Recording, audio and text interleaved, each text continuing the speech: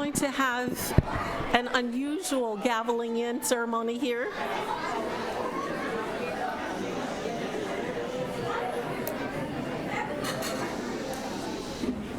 Okay. Yeah, go ahead. It's called the water.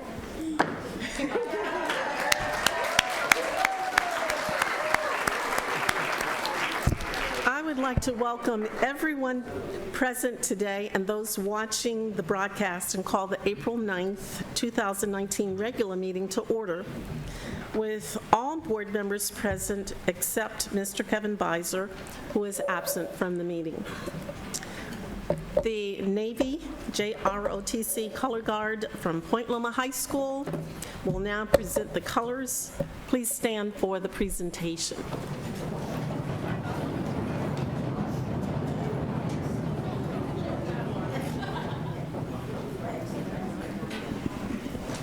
Well, I guess we get to do it ourselves, so we'll put our hands over our hearts. Ready? Begin. I pledge allegiance to the flag of the United States of America and to the republic for which it stands, one nation, under God, indivisible, with liberty and justice for all. Thank you. You may be seated.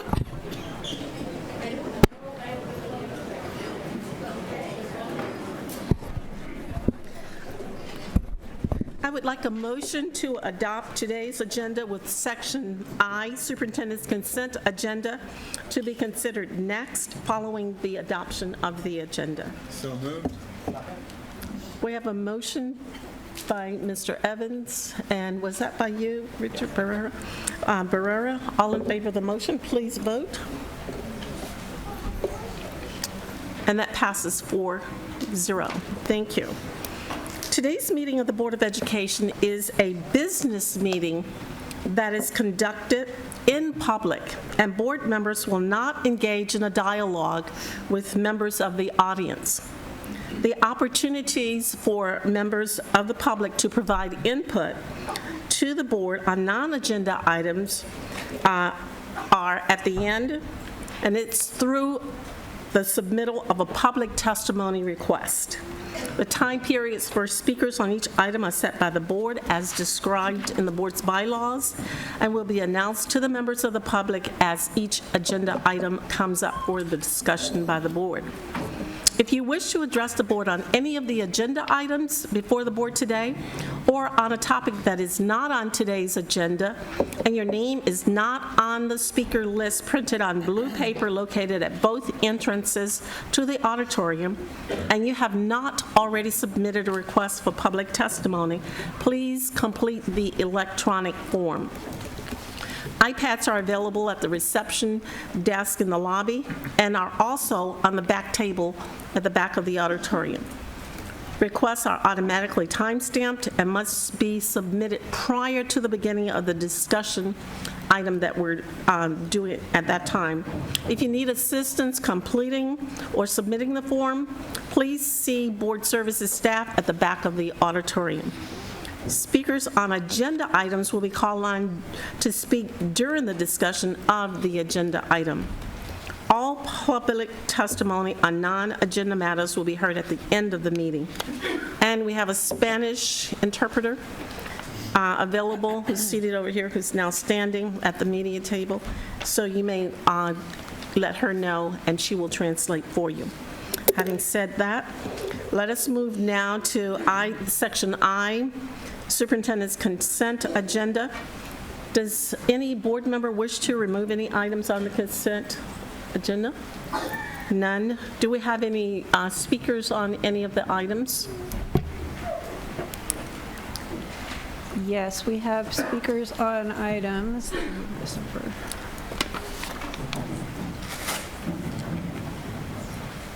Would that be 6, 8, 12, 13, 14, 28? Anything else? I'm checking right now.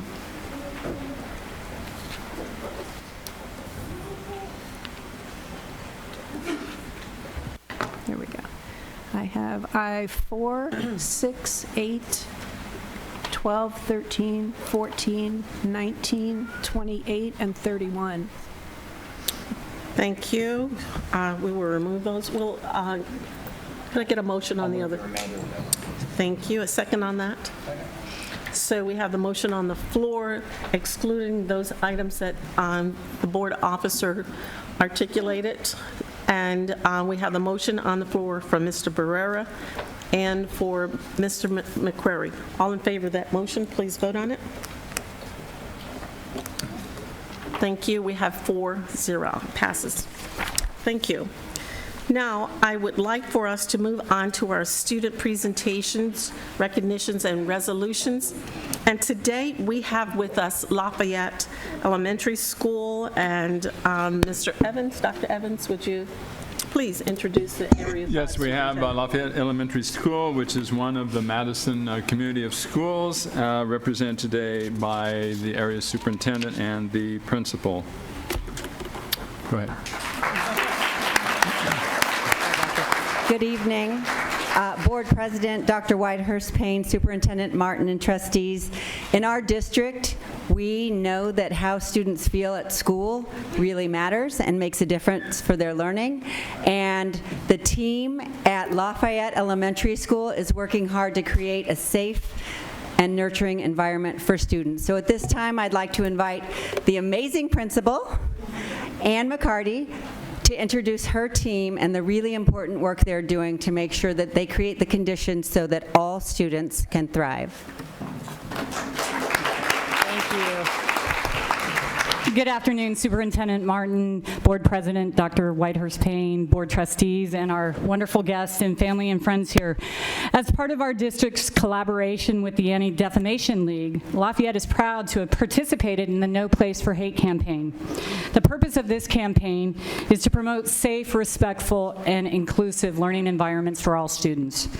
It is my pleasure to present members of Lafayette's, fifth grade student council as they share with you our vision of inclusion and that all are welcome at Lafayette. Thank you.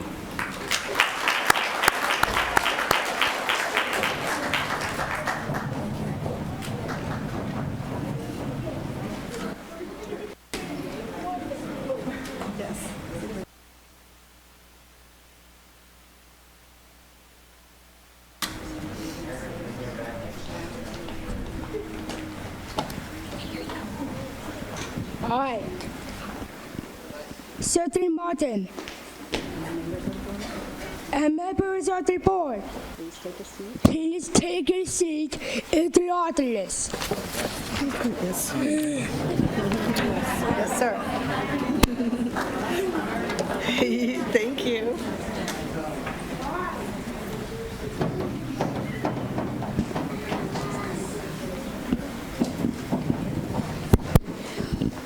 Close to you, Mel.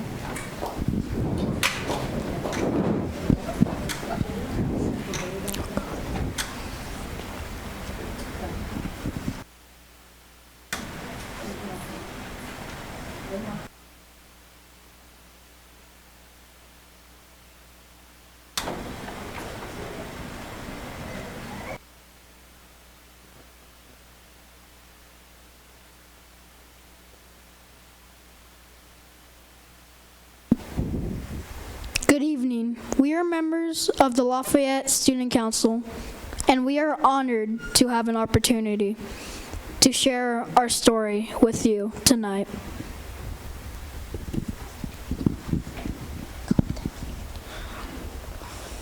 Lafayette is a sweet little school in a quiet neighborhood in Claremont.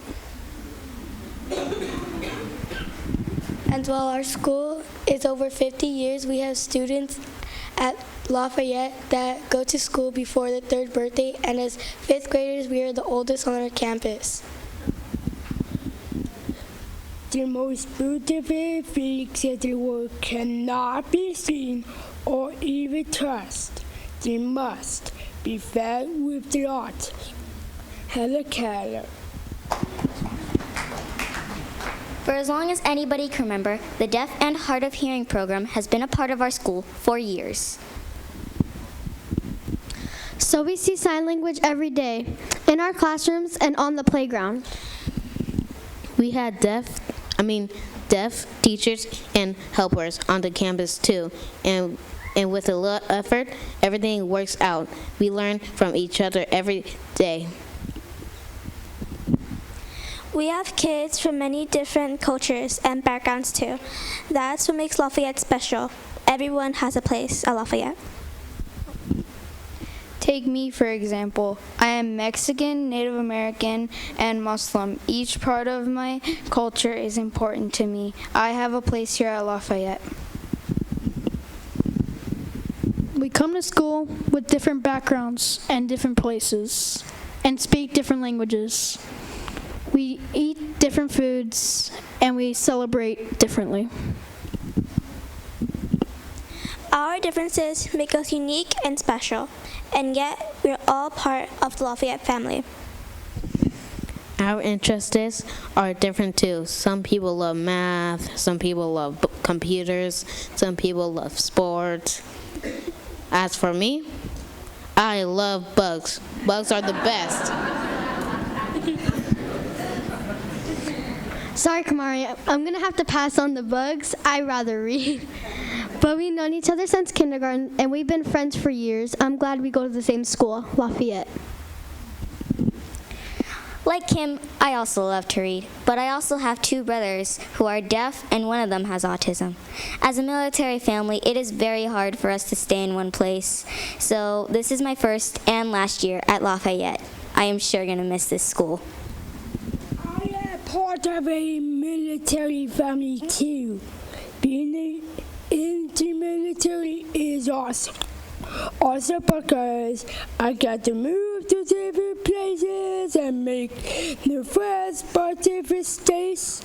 I love our family. My dad works for the Navy. He's a doctor still. I also enjoy playing the violin. I have a sister who is deaf and a brother who is hearing. I have a lot of friends at Lafayette like Connor. Connor, there's something I want to tell you. Connor, you have the best personality. So sweet, funny, strong, and all around amazing.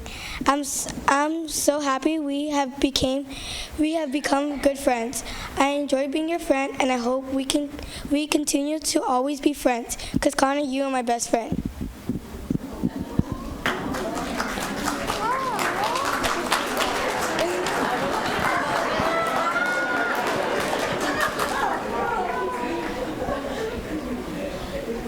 As you can see, we are all connected like a family. That's an important piece of being a student at Lafayette. As members of the Lafayette Student Council, we wanted to help bring the No Place for Hate program to Lafayette and spread the message, all are welcome here. We read a book called All Are Welcome to every class in Lafayette. We read this book to little kids and to the older kids to share the message that everyone is unique, special, and welcome at our school. When we were finished reading, each class signed a banner representing their classroom's participation in the No Place for Hate program. We learned that having 25 kindergartners write their name on a small piece of paper is not easy.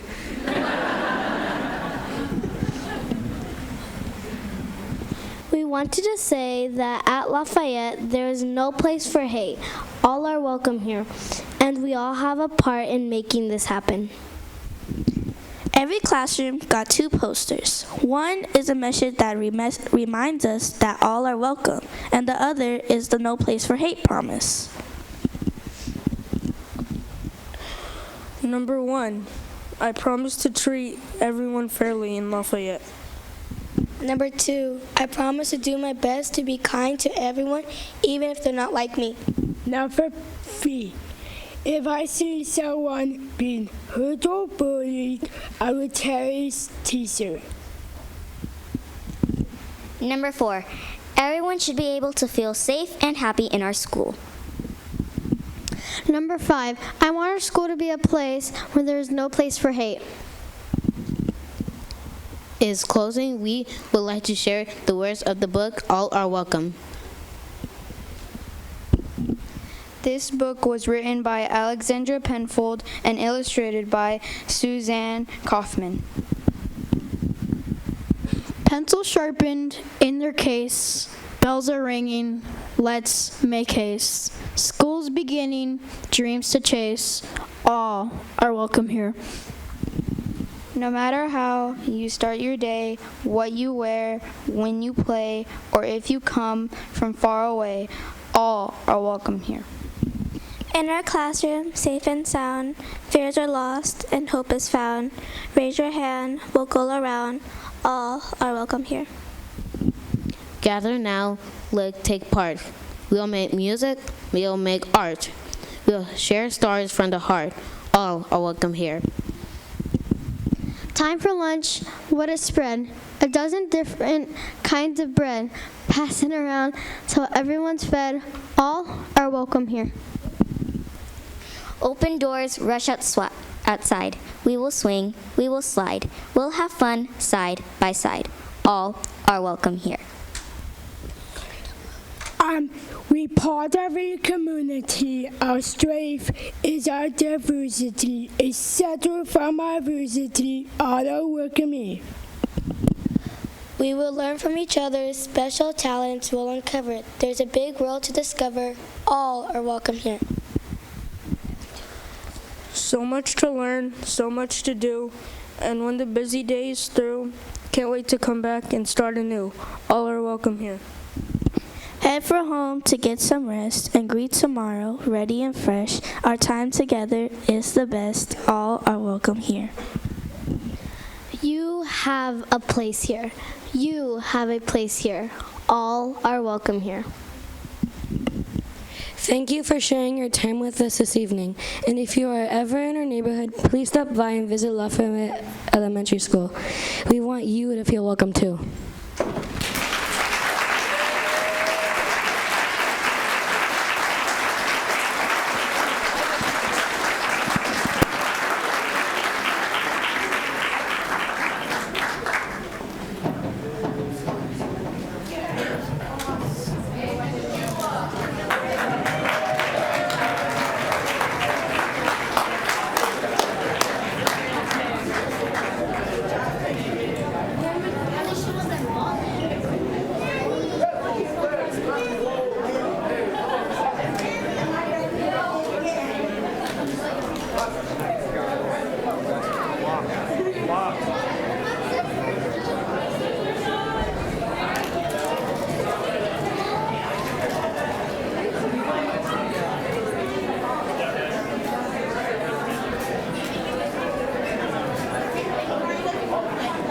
That was so cool. That was awesome.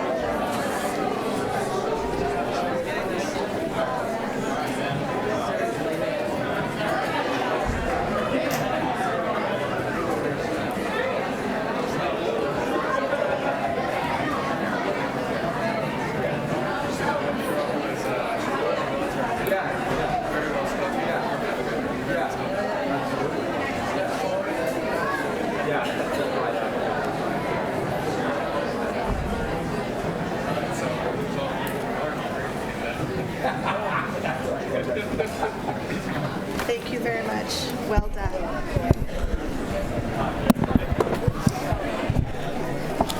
I want to say thank you to Lafayette School, the students there, amazing students, and we do appreciate the principal and parents for bringing them here to share with us today.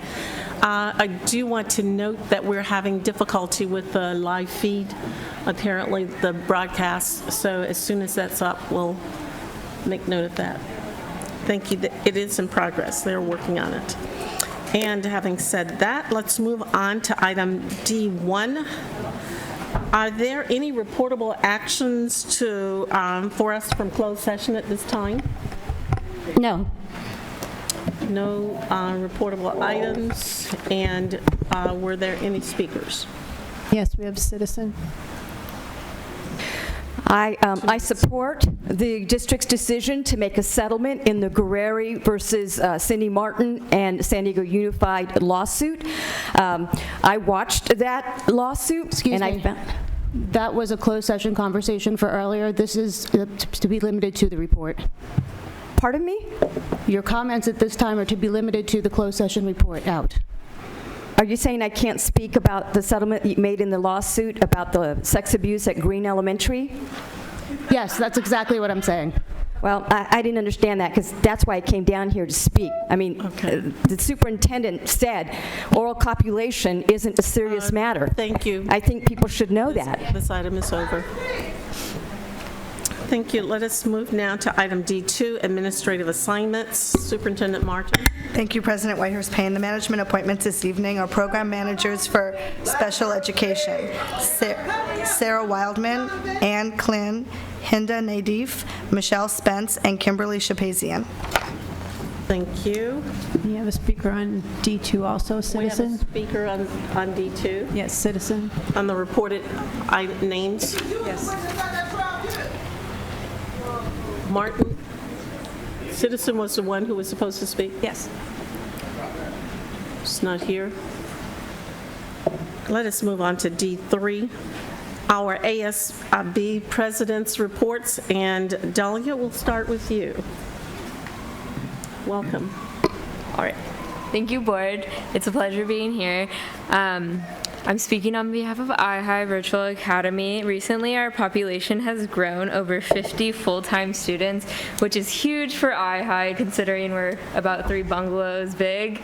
But we still serve thousands district-wide on online programs. Out of the 50 full-time students, we have 10 in ASB, so that's about 1/5 of the population in ASB. And recently, we've been putting more effort in community service. We've been working with Habitat for Humanity, the Food Bank, St. Vincent's, and Feeding the Homeless, and we are currently seeking approval to hold a fundraiser for the crisis happening in Venezuela, and we hope to get that approved. We're also working on our silent auction, which starts on the 18th of this month, and that's our main fundraiser for all of our funds. And if you're interested, just let me know and I can send you a link. Thank you. Thank you. And Mr. Jerry. Hi. Scripps Ridge. All right, so I'm going to just go over quickly about the council updates, and then I'll move into the Scripps Ranch High School updates. So pertaining to the council, we have our meeting tomorrow, and we will begin planning for our annual ASB Olympics, which is a leadership-based competition that helps ASB students kind of develop their friendly competition skills and their rivalry between the mascots, so we'll have a dance-off there. Furthermore, we will be continuing the discussion pertaining to the election processes at schools, because most schools right now are going through their election.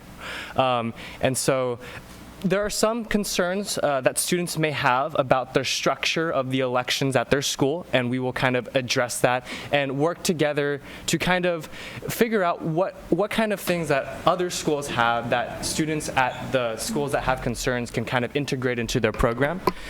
And I'd like to just give a quick shout out to Isla Kay, the current VP at Point Loma High School. She's one of our most active members for our council meetings, and she just won the ASB president at her school, so she got that.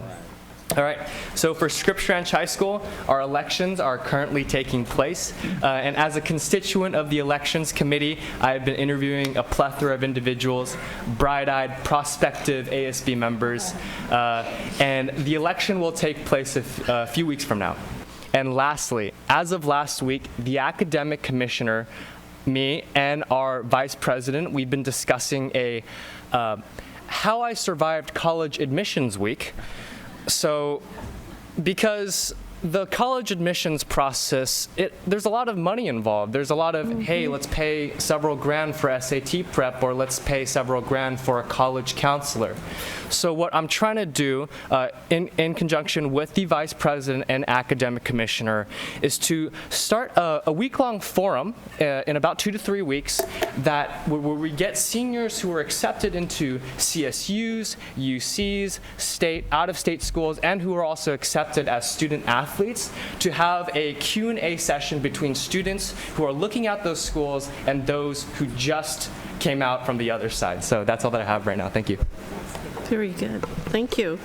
And with that, we'll move to the superintendent's information report. Thank you, President Whitehurst-Payne. I'm going to give you an update based on March 14th, 2019, when the State Board of Education chose to not renew the Thrive Charter School. I'd like to give you an update on where we are in that process. Our team, as we promised during our testimony, has been working feverishly since that time to find a new home for the students that were attending Thrive Charter School. We hosted school meetings on March 20th, and that took place at Carver and Fay Elementary School. Then it was followed by another school meeting at Mann Middle School to make sure we're out in the communities so families know where we how to find us and connect. Then on April 4th, our Linda Vista community was served by a joint school meeting, an event that was hosted by Montgomery Middle School, which also included both Carson and Linda Vista Elementary. Our teachers have personally been visiting Thrive parents to discuss their options, and at this moment, for an update, our staff is attending one of 2 school fairs at Thrive to talk about options, including tonight at their City Heights campus. We will be joining them once again this Thursday, April 11th from 5 to 7 p.m. for their second school fair, and this time it will be at the Linda Vista location. I'm happy to report that so far to date, we've placed 129 former Thrive students in our new schools, and early next week, we'll speak with Thrive leaders on doubling that number in the near future. I'd just like to thank Marceline Marquez for leading this work. Her efforts have truly been extraordinary, along with her entire team. I'd like to share her number one more time into the public record. If you're a Thrive parent, you should call our Thrive hotline, 619-260-2420. And I'd like to, that's the end of the Thrive update, and I have a special shout out to Vesna, who is in the back running the cameras today. Vesna helps staff our board meetings, and she supports all board services and all of our board meetings, and I failed to mention happy birthday to her on her birthday, March 21st, so happy belated birthday to Vesna, and if you're back there, you could come out so we could say hi. She's probably trying to get it up and running tonight, but happy birthday to Vesna. There she is. Thank you for all your work, Vesna. Thank you, and happy birthday to you belatedly. Let us move on to board reports, item D5, and we'll start to my left. For my board reports, I've been wanting to highlight the outreach that our various schools are doing in creating videos that go out to our community. Last board meeting, I highlighted Mission Bay High School and the video they created showing their radio broadcast about their trip to Yokohama, Japan, and their music program. Tonight, I want to highlight the Kearney Cluster and the Montgomery Middle School and the work that Principal Stephanie Brown did with her school in order to work with the Kearney Cluster, the Linda Vista Town Council, and I'd like to show that video now.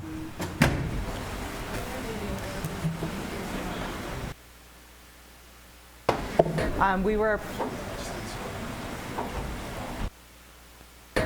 were approached for our students to help submit some design ideas for these banners, and we didn't really think it was going to become anything as formal as it actually turned out being. This particular project came about organically. It was just, we saw a need in the community. We met with our partners, we came up with this idea, and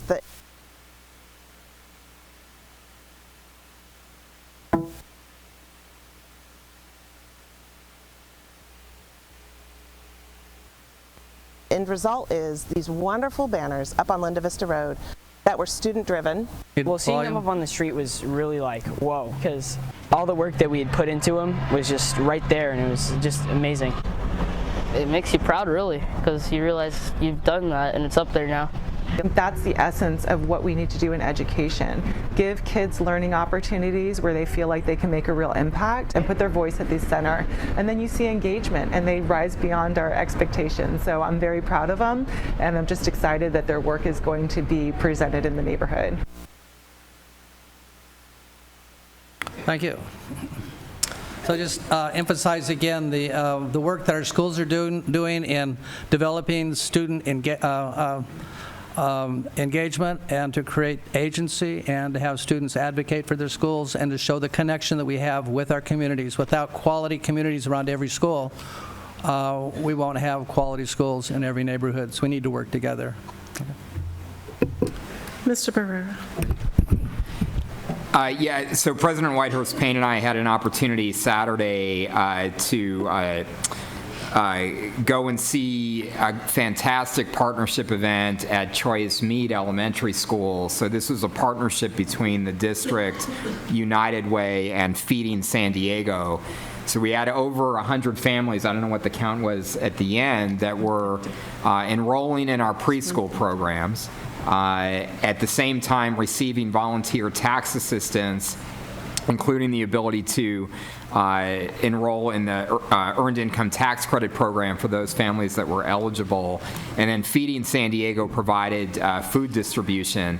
So again, that, and I want to thank Andrew Sharp and Marissa Bruman in the district for organizing that event. I think we need to do more and more of that, because I think we've got so much positive impact, especially in the enrollment in our preschool program. So it was a great event, and the more of that we can do, the better. So, thank you.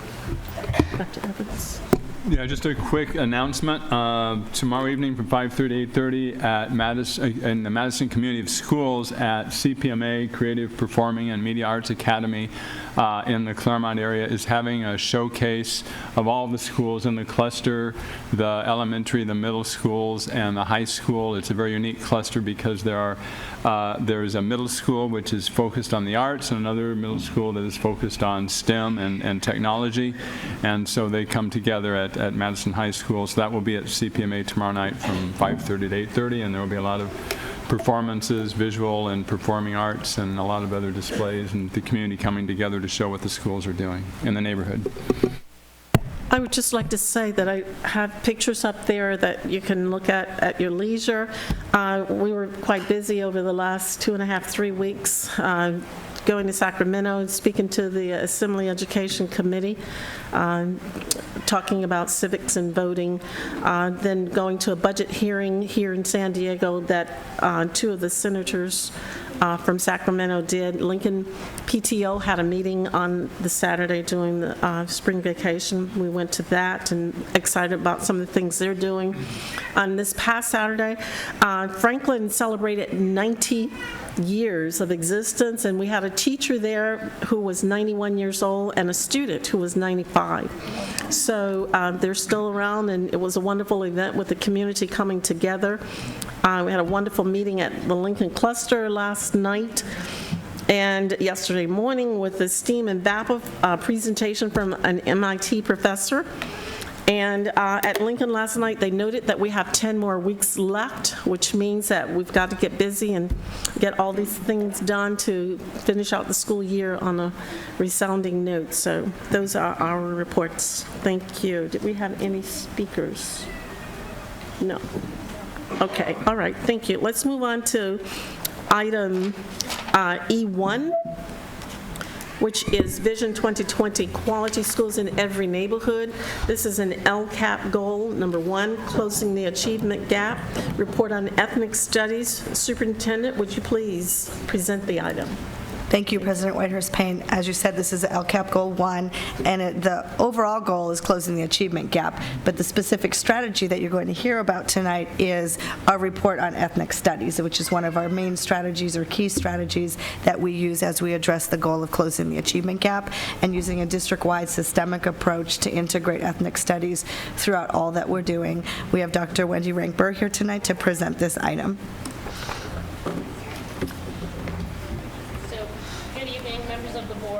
Wendy Rankberg, the Instructional Support Officer and the staff sponsor for Ethnic Studies, and I think I forgot to turn my mic on. Right. Sorry about that. And so I would like to begin tonight by acknowledging the members of the Ethnic Studies Advisory Committee. Some of those members are here this evening. This committee was formally established through a board resolution by this board in 2015, and the committee has grown and is composed of school site staff, district staff, university faculty, community organizers, and parents who give generously of their time and expertise. So I did want to acknowledge that the work of that committee as I get started this evening. So as we get started with the report on ethnic studies, why ethnic studies as a strategy for closing the achievement gap, it is aligned to the work that we are doing in our district for safe, collaborative, and inclusive classrooms. And it is also in alignment with the guidance we receive from the State Board of Education through our curriculum framework, as well as our standards. In addition, there's ample evidence in the research to show that when you embed ethnic studies and culturally responsive teaching practices into classrooms, it improves the academic outcomes for all students, including higher GPAs, increased attendance, and an increase in the number of credits earned towards graduation, all of which are values that we share in our district. And finally, in our district, we believe that all students and families deserve to have their cultures and identities recognized in our schools and acknowledged through the use of high-level, challenging instructional practices and materials, and ethnic studies can provide that for us. So when I presented to you 1 year ago, almost to the day, April 4th, I shared with you the multi-year plan for the implementation of ethnic studies in San Diego Unified. And I'm delighted to be here tonight to share with you the accomplishments that we have made towards those goals we outlined in the multi-year plan. This slide shows the things that we have accomplished in our plan. We have accomplished almost all of our goals. We are shy of one, and some are in progress. Some highlights on this is that we have provided professional development for 25 teachers for 5 days in the summer, and I'll talk more about that. It was overwhelmingly positive. We developed a new U.S. history course and provided professional development for that as well. And we have additional schools. Hoover is now offering the introduction to ethnic studies, and that continues to expand, and I expect to see that increase next school year as well. Some of the goals that we outlined in our multi-year plan that are currently in progress and will finish out before the school year ends is the professional development in U.S. history. We had 38 teachers from 26 schools, middle and high school, attend 5 professional development sessions offered by the organization Facing History, and in collaboration with our program manager for history social science, Juliana Lipke. We also had teachers from across our district begin to work on new courses and unit development that integrate the principles of ethnic studies into new courses. And we will really be focusing on establishing the honors course for our 11th grade U.S. history and an 8th grade U.S. history, so that we make sure that we maintain that vertical alignment. So that's what we're focusing on in the remainder of the school year. So in terms of the state perspective in ethnic studies, I wanted to offer you a few things. Some of these are local and state, but our ethnic studies advisory group is now quite a diverse group. We have representation across our district, and we added 5 new members this year. We frequently have representation from all the major universities in our county, including UCSD, USD, SDSU, and CSU San Marcos. We had 36 teachers, and Mr. Barrera and myself participated in a panel for the California NAME Conference. And Dr. Gomez at Lincoln High School was invited by the state to participate in writing the ethnic studies curriculum. He accepted that offer, and so now we need to call him an author of the state curriculum for ethnic studies, which will be released. So that's a real celebration for us as a district to have a teacher who was asked by the state to participate. 15 districts in California have already made ethnic studies a graduation requirement. And once again, an assembly bill is making its way through the state. The new assembly bill number is AB 331, and that looks to establish a 1-semester requirement for ethnic studies for a graduation requirement. So stay tuned on that one, and we'll let you know how it goes. It's in committee as we speak.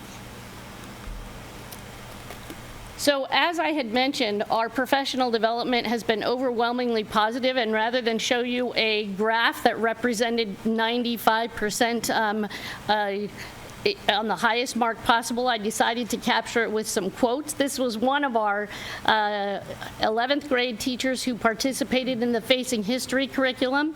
I think you can see by this quote that she was very motivated, excited to teach these materials, and found that she had a lot of resources that were already aligned with the shifts in Common Core and the U.S. History Social Science framework that calls for using primary source documents. So that was one of our 11th grade participants. Our summer professional development, that was a 5-day series, and I was able to participate in, I think, 3 of those 5 days. This was a comment from one of the participants who attended there, and you'll see in this quote that they're hoping that we can sustain this and have opportunities across the system to continue to develop these communities and have some of the difficult conversations that were had in that 5 days of PD. So one of the recommendations when I get to that slide will be to continue this work and to provide opportunities informally and formally for our staff.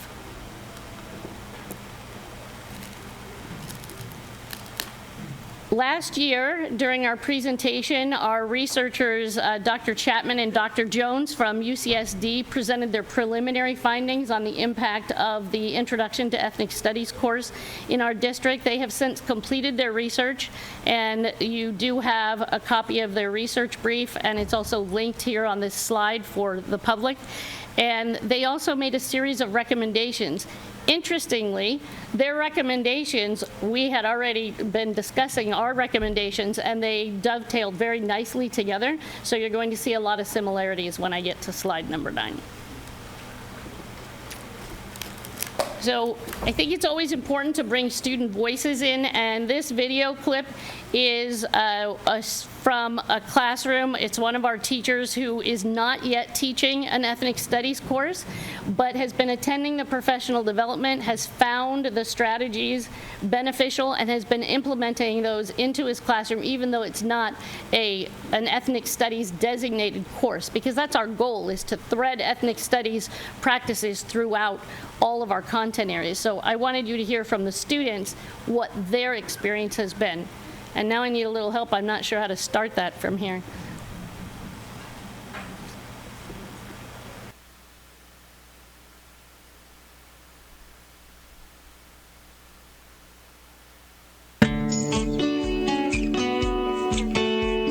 This class is different from my other classes because we get to do things like narrative medicine in Lakesh, which really help us all connect with each other as a class.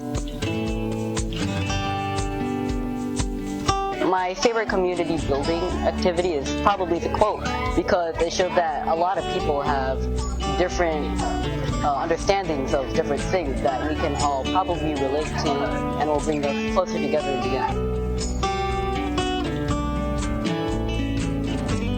This classroom is probably the most unique that I have, because in all my other classes we don't say in Lakesh before we do everything, and we don't really have narrative medicine or quotes that we can respond to, and so that's why I kind of like this one. My favorite community building exercise is narrative medicine, because since personally I'm very introverted, it helps kind of connect with other people and makes me feel more comfortable. But in this one, I got to know everyone a lot more, because you helped us, like especially for the first 4 weeks, you had to socialize with each other and get to know each other, so we felt comfortable. So that's why I really like this class, and that's how it's different from the other class. There's like a better sense of community, and like you don't really dislike anyone in the classroom. Like, you guys might have your differences, but since you guys know each other so well, it's like, it's easy to get over. So in other classes, I'm not really as close to all the people in the class, but here, since we do a lot of community building, it's more of a family than like just having a bunch of random people in a class. You're able to bond with other people and get to know other people.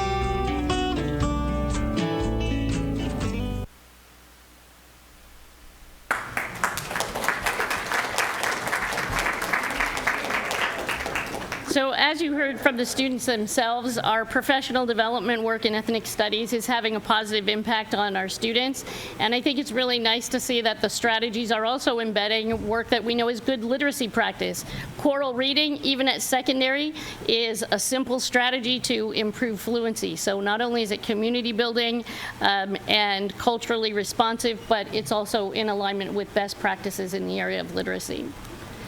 So as we head into our next year, these are recommendations that I am making to continue to expand our work in this area and to be responsive to our students, and also in preparation for the likelihood that eventually in the state of California we are going to have a graduation requirement for ethnic studies, and we'll be well poised for that.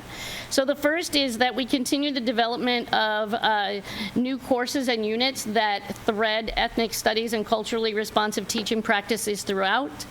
That we continue to offer the professional development for the foundations or the introduction to ethnic studies course, and that we include professional development for a new world history course, so that when the students are ready for the world history course, we'll have that in place. That we offer site-based professional development so that we can have ongoing support that the teachers are asking for throughout the school year. The teachers are asking for time to visit one another and to problem solve together, because they are tackling some tough topics, and sharing best practices in that and how they're working through that would be very helpful. We're going to embed ethnic studies content and pedagogy into courses and units as we work toward the development of our guaranteed and viable curriculum. And finally, the continued collaboration with the Ethnic Studies Advisory Committee as we make revisions to our multi-year plan moving forward and detail out the next 3 years of our work. So, and that concludes my report. Thank you. Before the board engages in dialogue, do we have any speakers? We have 5 speakers on E1. 2 minutes each, please. That would be Francine Maxwell, Lalia Aulani, Niall Regina El Warnani, Linda Williams, and Ann Barron. Please come forward.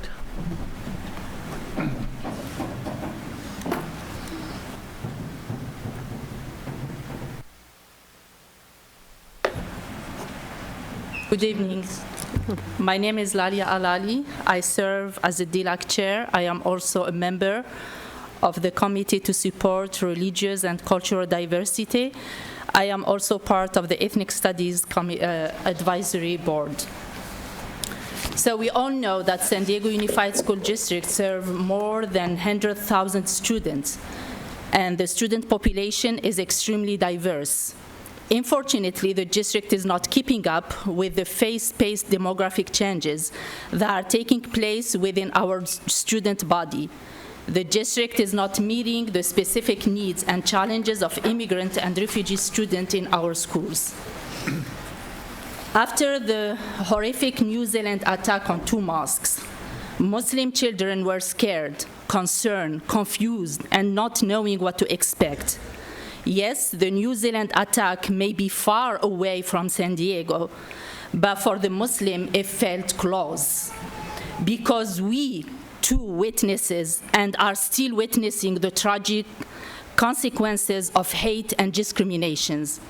Counselors, coaches, and psychologists affiliated with different organizations here in San Diego, such as TKF and NCRC, hold several healing circles and therapy for the Muslim students. Despite the fear and concern, the Muslim student went to school thinking that they will be embraced, respected, loved, and given space in this difficult time. I personally was expecting you to confirm your values of inclusiveness and unity and stand by these children as you stood by other communities when they were challenged with similar attack in their place of worship. It saddened me to see that some groups and communities are more valuable than others in the sight of our leaders. As a parent, I am very disappointed, and that's why I am part of this I am part of this initiative. Why? Because when the kids are exposed to ethnic studies, we have a hope that we are going to have inclusive and courageous leaders in the future. Thank you. Next.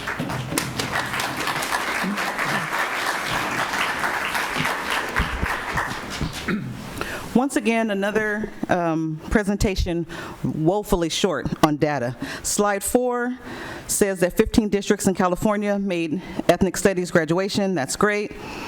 But where's our ethnic studies? Is it more than just Lincoln and Hoover? 3 years ago, in 2016, the Introduction of Ethnic Studies course was submitted to UC for approval. What other ethnic courses have been submitted to UC for approval? In what schools specifically are ethnic studies courses being offered right now? As a district, we've been talking ethnic studies for 4 years, 2 board resolutions, trainings, and some conferences. I need to know, where are we at with ethnic studies? What schools for next year?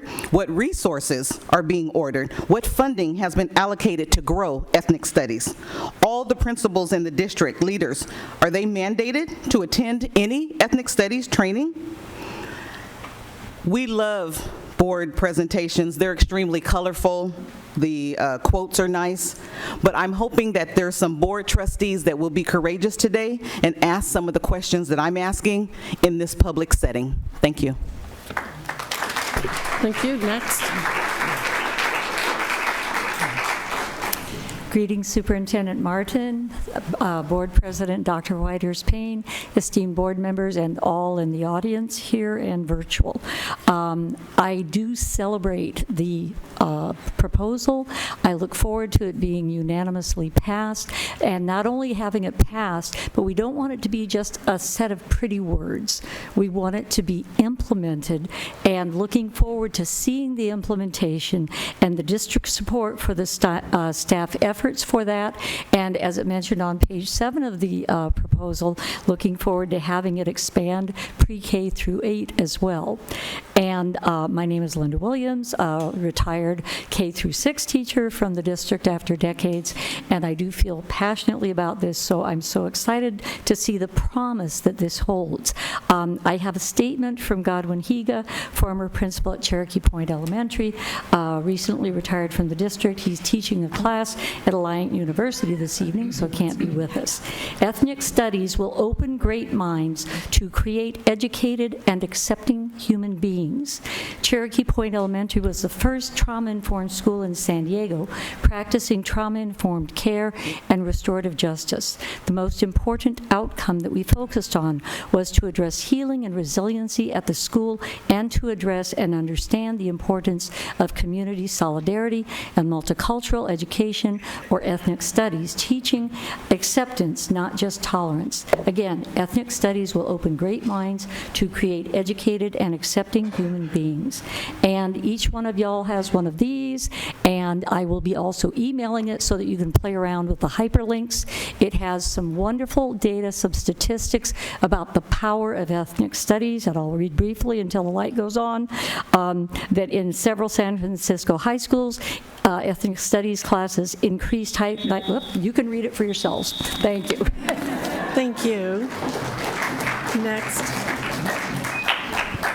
Hi, Ann Barron. I'm with the Committee to Support Religious and Cultural Diversity in our schools, and I'm also with the Peace Resource Center.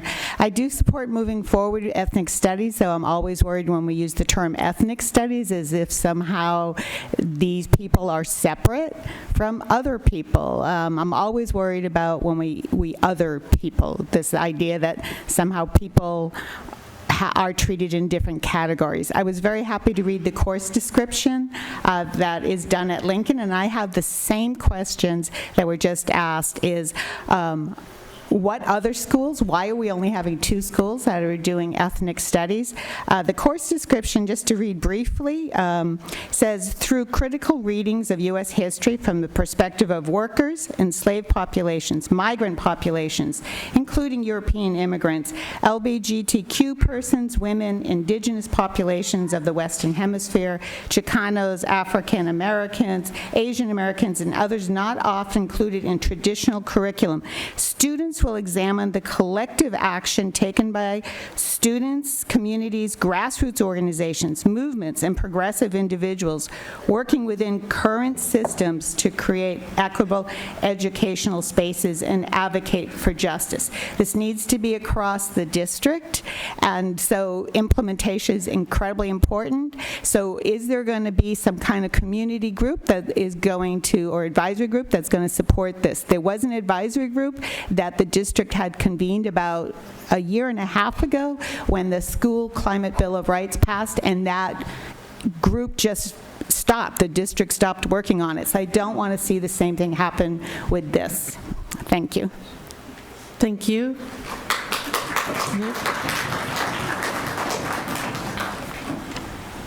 Hello, I'm Dr. Elwardani, Niall Elwardani, and my son Constantine, who is a senior within the district here.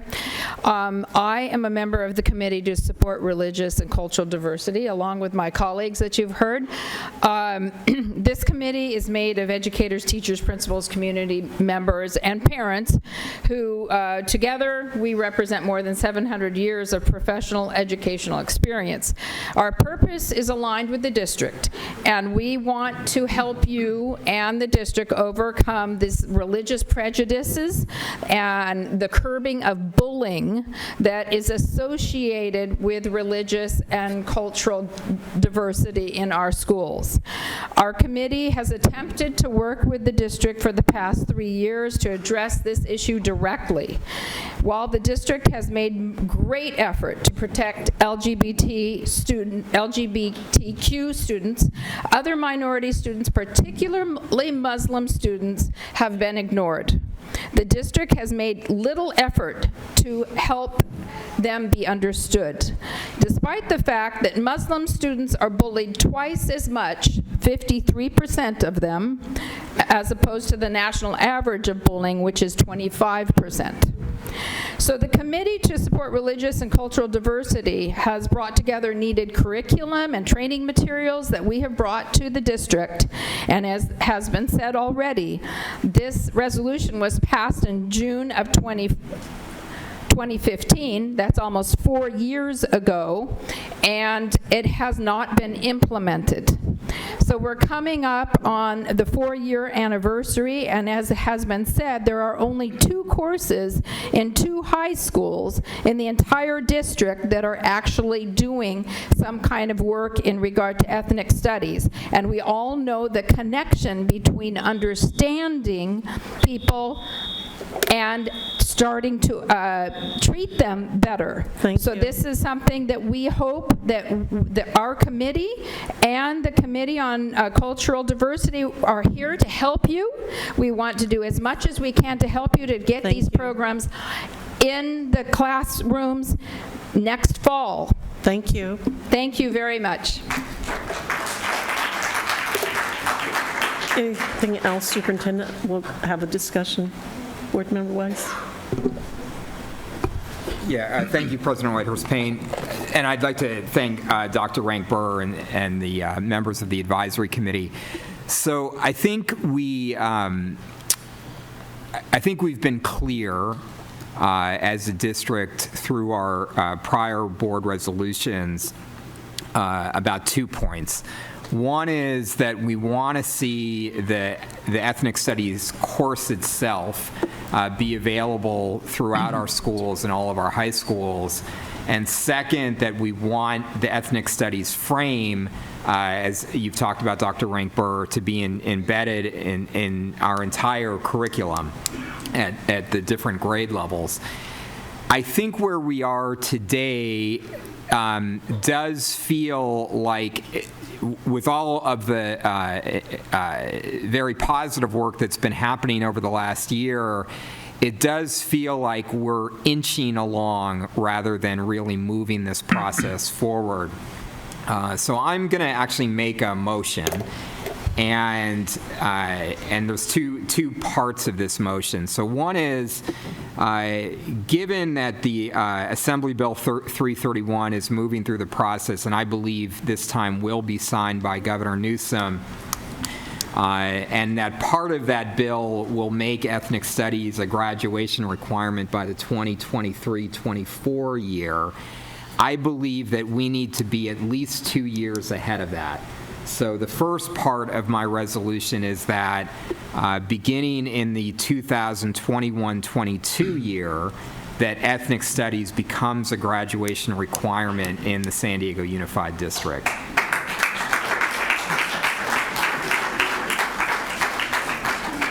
The second part of the resolution, I can't be as specific tonight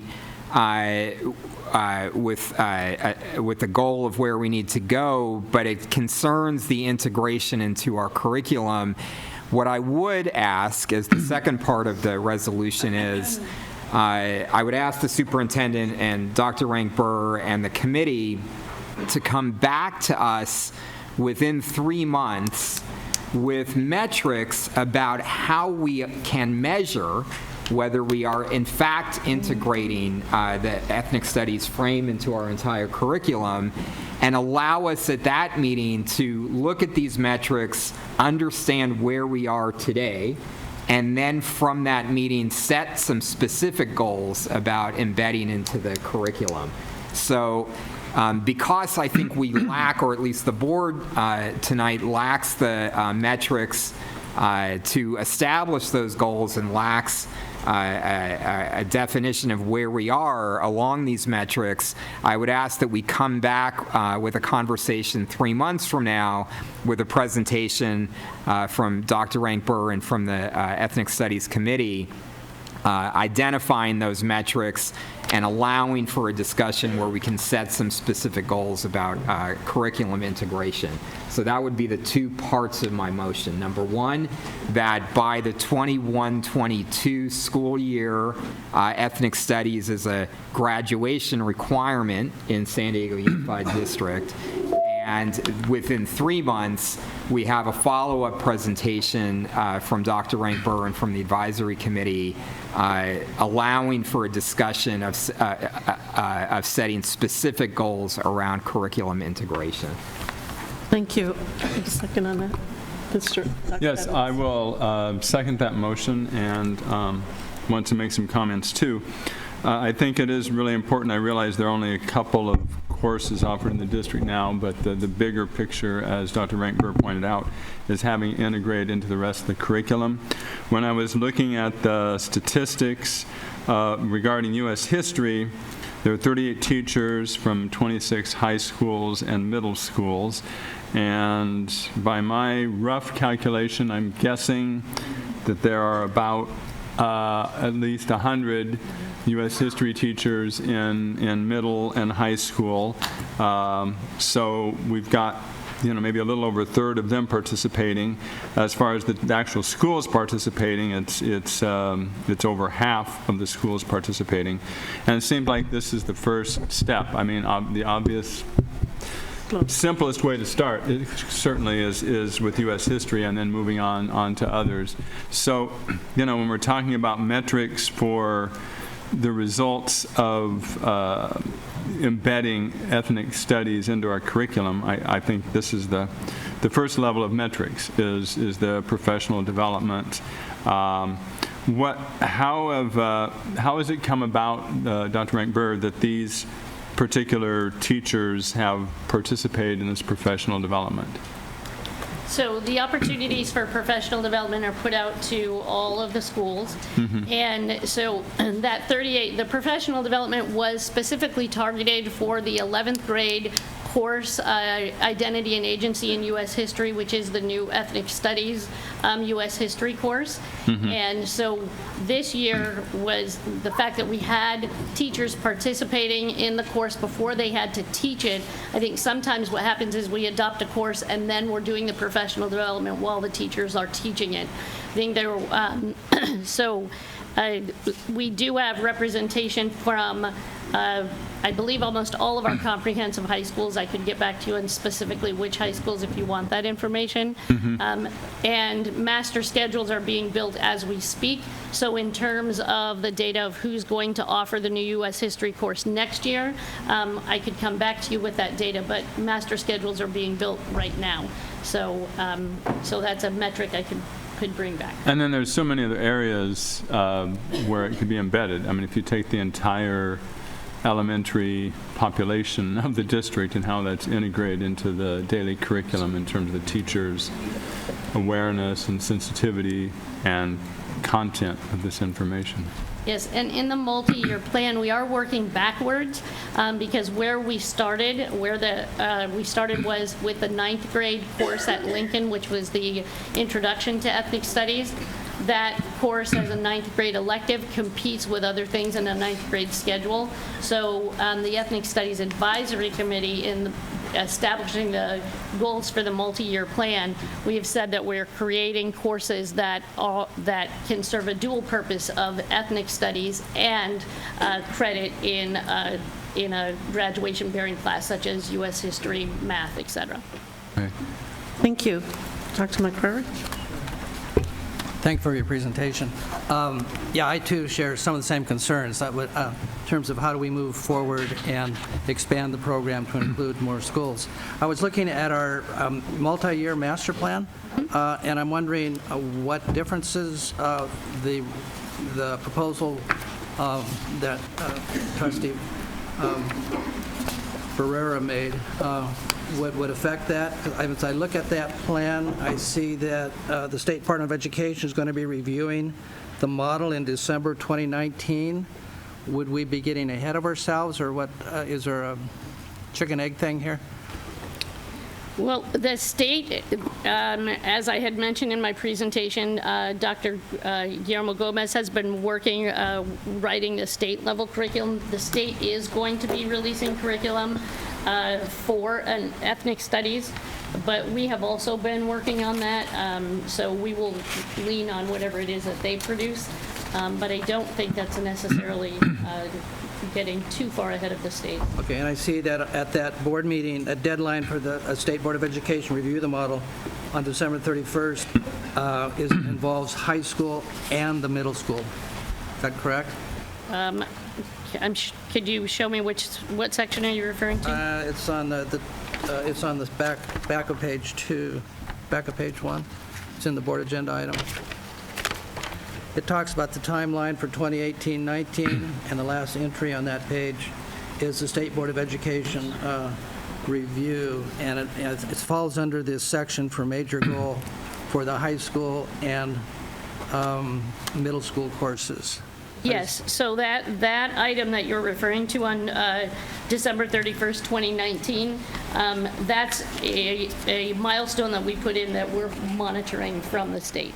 Okay. So again, I don't think that the resolution gets anything that Mr. Barrera has mentioned gets in the way of that state board timeline. And as far as I know, the state board is on track for that resolution to be addressed at their board meeting. So in a sense, what we're doing to the master plan is to moving faster on the high school program.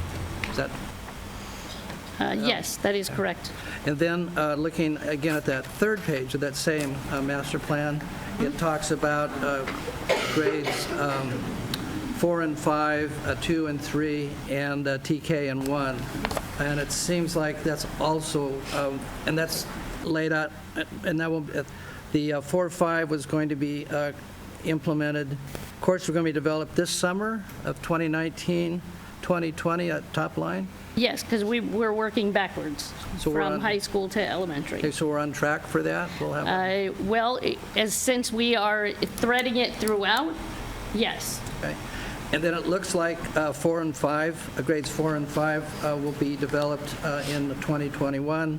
2 and 3 gets developed 21, 22, and then TK and first grade then get developed in 22, 23. Yeah, and I think an important thing on this draft timeline that you're looking at, one of the recommendations was to continue to flush out this document, because I think that the consensus of the committee is that we want to collapse this timeline, because now that we know that we want to thread it throughout and the direction that we're heading, we should be able to move faster than what we originally proposed last year. So we're going to be revising this this timeline. So we can collapse this, and it's right Yes. here, the desire of the resolution as presented and seconded is to collapse this timeline and to move quicker. Not a resolution, a motion, right? Yeah. Yes, and that is something that the Ethnic Studies Advisory Committee and I have discussed, and we want to work on that, because it was our best thinking a year ago, and we wanted to put together a multi-year plan so that we could be benchmarking our progress along the way. I know this may be premature, but do we know the budgetary implications? No, I do not. No, but we appreciate you asking that, as with the motion, what that would look like. To make ethnic studies a graduation requirement, if it was something about revising, like, let's say, this is hypothetical, let's say we revise all 3 history courses, and doing that in combination with 9th grade ethnic studies, what would that mean to do that? There's not time in the master schedule to do anything with the 6-period day to put another course in there, so it's a matter of how do we put it in, and what if we take those 3 history courses and figure out how to embed ethnic studies in there, which is what they've been talking about already, but now to make it concrete, and if there's budget implications, I think giving us 3 months to go back and look at that, what would that look like? I don't see this motion as being different from what we've been doing. You just asserted it again. Yes. I was just going to comment, if I could, on the 3-month timeline. I think that fits very well. We're in April. That takes us to July. And basically, that's when we revise the Vision 2020 goals that update the LCAP and so forth for each year. So we're not mid-year introducing something. So whether it's a couple weeks before the 90 days or after, it can be integrated with the whole plan for the following school year, the following 2 school years. And I also want to add that when we created the multi-year plan with the idea that eventually there would be a graduation requirement, we did survey the high school principals, and their request was that we have multiple ways for which the requirement could be met, which is why we have been focusing this year on course development and professional development for those courses, so that we would have multiple ways for students to meet the graduation requirement of an ethnic studies credit. Well, I just want to comment on a couple of things here. One, I know in the beginning we had a more accelerated schedule, and due to budgetary issues and some other things, you decelerated. But I think that Trustee Barrera is right. It's time for us to move it so that we're accomplishing things a little faster. And I appreciate the fact that you all have stayed with it. I started out on that committee, but just had too many committees, and so you've at least continued it, and now I'm glad to see we want to move it faster. And then there's one thing I want to comment on, which was slide 5, where the teacher commented that the primary sources. I guess personally, I don't see why we aren't teaching everything using primary sources, especially in light of where we are today about truth and folks not knowing where truth is and what it is. But when you can go to primary sources, it also challenges students to not sit and read a boring textbook and try to memorize that stuff. I know I'm a witness here. It wasn't until I went to college, freshman year at Duke, that I got involved in looking at primary sources. And from that, I picked up a second major, which was history, because it was more interesting. And if we start turning students on to more than just sitting down, memorizing what date this happened, and on and on and on and on, and actually teaching them how to go in and look at primary sources and read, review, come up with their own conclusions about what happened, and then they can compare to what somebody else says, then I think we're moving the agenda forward. So with that, we can vote on this item? President Whitehurst-Payne, I don't know if either of the students want to comment on this. Yes. Thank you. Since they are high school students, this proposal, both in terms of embedding the ethnic studies into the courses as well as the potential requirement in high school. I've never taken an ethnic studies class, but as a graduating senior, I plan to take ethnic studies, and I think if we teach it at a young age, then it's embedded in our students at a young age, and we understand each other better, and I think it would be fabulous to have an ethnic studies course in our schools. Thank you. So I'm always the big picture global thinker here, and in terms of ethnic studies, we see a lot of conflict between like nationalism, isolationism versus globalism, right? And there's a lot of pride in one's country, but ultimately if humanity is to progress, we must progress together. It might be a slower pace, right? Because it's not going to be one country or another, but if we can kind of band together and look beyond the differences, which tends to be the prime constituent for conflicts, just differences in people. I feel like that would be very beneficial. At Scripps Ranch High School, we don't have an ethnic studies class, so I would love to see that in future years. But I mean, we are very gifted to be able to kind of grow up in San Diego, which is more of a cultural melting pot than other parts of the country, but still concrete, formal education pertaining to this topic would be paramount. Thank you. And I think another example we saw today was the students of Lafayette. I was talking about elementary schools and talking about inclusion and differences.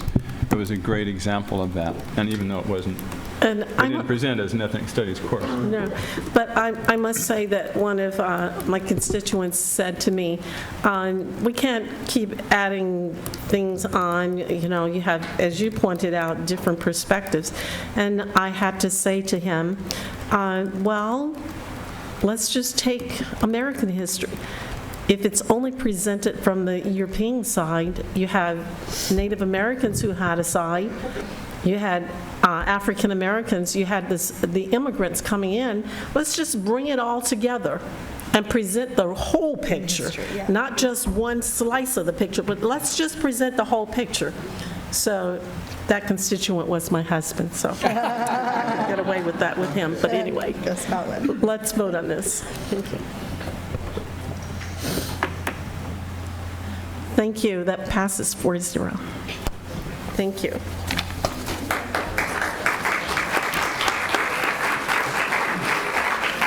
Moving on to item E2, Vision 2020, Quality Schools in Every Neighborhood, LCAP Goal 4, Positive School Environment, Climate, and Culture with Equity at the core and support for the whole child.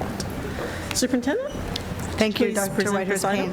I'm inviting Dr. Villegas up here, and she will introduce her team to present this item, which is LCAP Goal 4. Could you please introduce the members of your team that are joining you? Thank you, Dr. Villegas.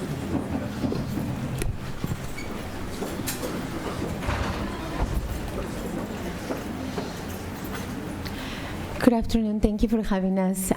Thank you. We represent the Integrated Youth Services Division, and with me I have some of my colleagues. So I am Noemi Villegas, and I'm the Instructional Support Officer for Integrated Youth Services. I'm Jennifer Cornell, the Program Manager with Children and Youth in Transition. Hello, I'm Candace B., Program Manager for Youth Advocacy. Good evening, my name is Michelle Ferrer, and I'm the Restorative Justice Practices Program Manager. So thank you, members of the board, our students, and superintendent for having us here to give you an update on our work. There's never enough time to say all the wonderful things that are happening in our district. So I will wrap it up with saying that we have appreciation for all of our school communities, for our leaders, educators, for our counselors, nurses, psychologists, all of the people that make places of safety and safe environments for our students every single day. So this work, although we represent it here today, is the work of our district, and it's the work of a lot of people that work every single day to change this data that you see in the slide. So this is the data that we're after in Goal 4, trying to support positive school climate and doing our very best to ensure that our students feel connected, they feel safe, and they feel embraced by their cultures in their schools. Academics through agency, we really want to make sure that the voices of our students are guiding the conversation of our work. And we're doing that through system alignment. So we're trying to reorganize our departments in our district to make sure that we are having coherent data collection mechanisms. We're also trying to figure out and doing our best to looking at positive school climate and social emotional development embedded into our approach. Last year, we talked to you about the California Healthy Kids Survey, the parent survey, and the staff survey. But since then, our work has transformed into integrated youth services. So thinking about ways into systematically implementation of redesigning for equity. So we're paying attention to these three focus areas. One is leadership. So thinking about leadership, not only the leader of the school, but also students as leaders, teachers as leaders, and embedding the academic piece within that. Thinking also about student voice and the motivation and student experiences. So what do we provide that can motivate and engage our students better in classrooms? We talked about that before. And then systems alignment. So how do we continue together to grow cultures of collective care for our students, not only in the Goal 4 team, but as a system. So I am going to have my colleagues speak to some of the examples of the work, and also we have representatives from our schools, because we wanted you to know about the experience of the students. In previous presentations, you have asked us, how does this relate to the experience of the day-to-day experiences of our students in our school? So we have that represented today. Leadership is the foundation of a positive school climate. Students are the drivers of our collective work as we work alongside them to develop leadership skills and agency. As students build relationships and trust with their schools, our collective effort provides site leadership teams with insight and recommendations around the particular needs of the school as identified by the students. Culturally responsive pedagogy and implicit bias are being analyzed at the school site to bring equity and leadership responsive to student needs and identities. And now I'm going to turn it over to Savion Cooper from Morse High School, who is going to be discussing their experiences developing leadership and agency within themselves at their school site. Thank you. Good evening. My name is Savion Morgan Cooper, and I exclusively use they, them, and him pronouns. I'm currently a senior at Morse High School and president of our GSA, or Gender and Sexualities Alliance. Personally, being at Morse for all 4 years has molded me into the strong leader I am today. When I was younger, my safe space was blending into the audience. And as I got older, I realized that the leaders around me didn't represent my identity or my peers. My needs as a transgender person of color wasn't met, and my voice wasn't being heard. Nothing was being done socially to protect me from hatred and harassment from other students on and off campus. And so if nothing was being done, it needed to be me. Luckily, I now have the integrity, confidence, and attention to marginalized voices that my younger version needed. I love being able to bring people together and lead them to a common goal. That sense of community is energizing. As our GSA grew in the last year, I was blessed to be able to hear other people's stories.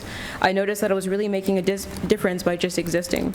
Queer kids seemed to know my name, not because of my club title, but because they knew their voices were going to be heard. I became a local beam of hope and recognizer that the campus could change for better. With that being said, Morse has grown immensely since I first enrolled. The diversity amongst the students and teachers was a big catalyst to the movement. Change started with this discussion as well. We had to talk about the issues that affected the different proportions of the population. We had to understand each other on a heart-to-heart level in order to get anywhere. My immediate peers and I utilized every opportunity we could to start a conversation and impose reflection on those in the room. Slowly, our environment started to change, not because solely of our faculty, but through peer discussion. I leave you with my principal, Dr. Cynthia Larkin. She told me that Morse was like a small version of the country of the world, and it's changing. Faculty and teachers don't exactly see the change that the way students do, but things are starting to look up. It starts with youth like me, and it starts with support from our faculty and especially youth advocacy department. Thank you. Thank you.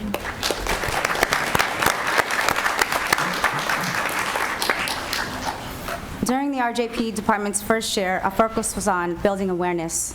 The primary vehicle in which we cast this wide net is through the offering of RJP trainings. Now in year 2, we aim to build the capacity of schools to implement and embed RJP in their policies and practices. We have begun doing this work by partnering with school leaders and meeting with school site teams to talk about their school's vision and values. Through a culture of meaningful engagement, we also create opportunities for our young scholars to develop their leadership skills. We have invited Rowan Elementary to share with you how these RJP leadership opportunities have shaped them individually and impacted the collective work at their school. This on? Okay. My name is Brooke Melling, and I have been a teacher for the past 16 years. I taught at Central Elementary and have been at Rowan for the past 2 years. Tonight, I'm joined by students, past and present, to talk about restorative practices and the impacts it's had on myself, my classroom, my students, and our school. The following quote was written by Ted Watzel, International Institute for Restorative Practices. The fundamental premise of restorative practice is that people are happier, more cooperative and productive, and more likely to make positive changes when those in authority do things with them, rather than to them and for them. At Rowan, we have purposefully focused our instructional minutes towards developing relationships and community. To some teachers, this may seem like a waste of time, but to me, it was time well spent.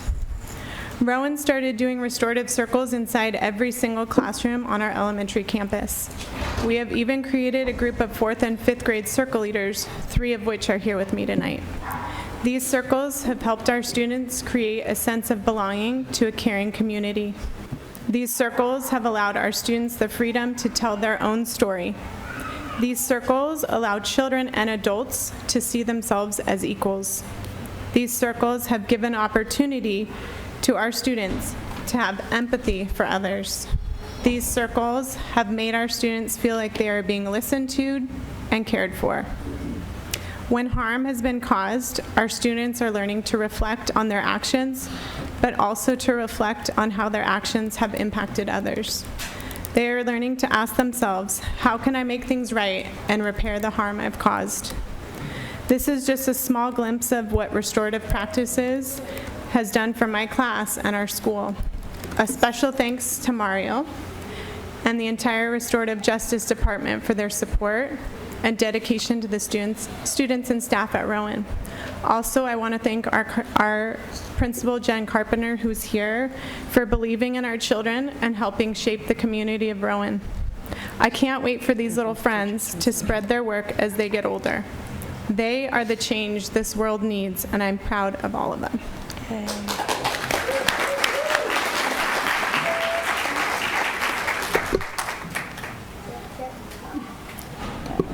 Hello? Okay.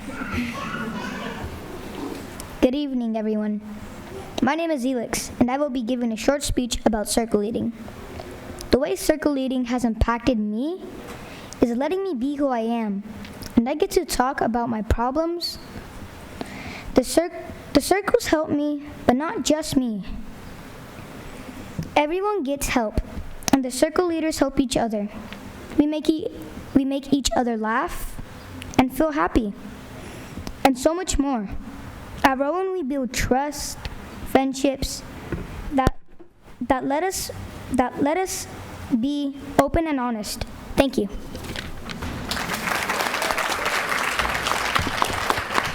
Good evening, everyone. My name is Angel Montalvo, and I'm going to give a short speech on how restorative circles has made an impact on my life. The circles allow me to make new friends and learn more about people. It also allows you to gain more trust from people too. It has made an impact to the Rowan community because they open up more and become leaders who help others and themselves and create stronger bonds with people. Thank you. Good evening, everyone. My name is Natia. For me, restorative circles have made me a better person, a better friend, and a better classmate. And it even taught me to take time to listen to others and be patient with others. Being a circle leader has also given me a chance to tell people proudly who I am and who my family represents. Circling has impacted the school by giving others a chance to speak also. For instance, my close friend had never had anyone to speak to. Being a circle leader has taught me how to be there for her and other people who need someone to talk to. At Rowan, we create a community.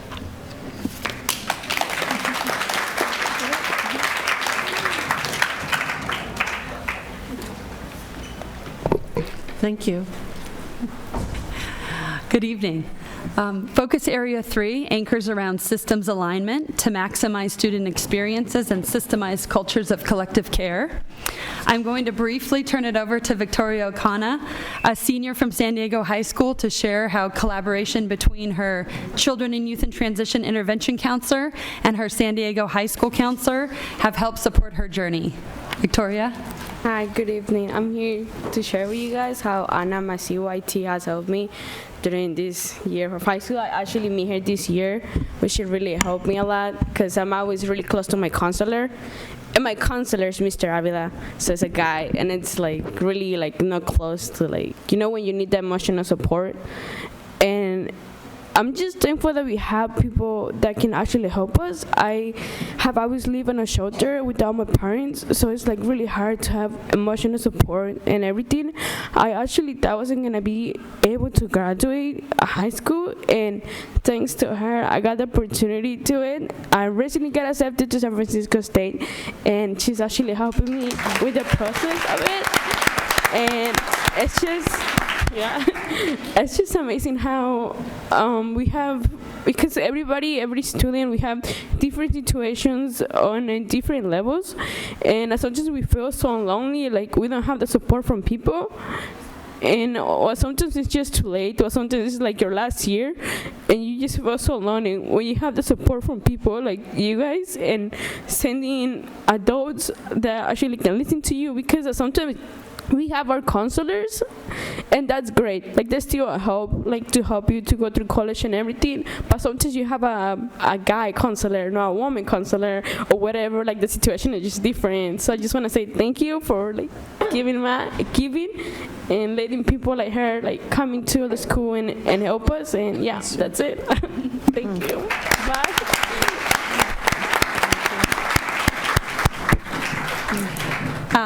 Thank you, Victoria, and congratulations on San Francisco State. Your journey is very inspiring to our office, and I'm sure the board members that sit up here tonight.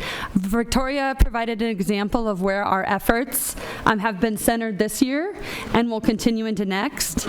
They aim at working side by side with schools and our communities to build capacity and systems of student support.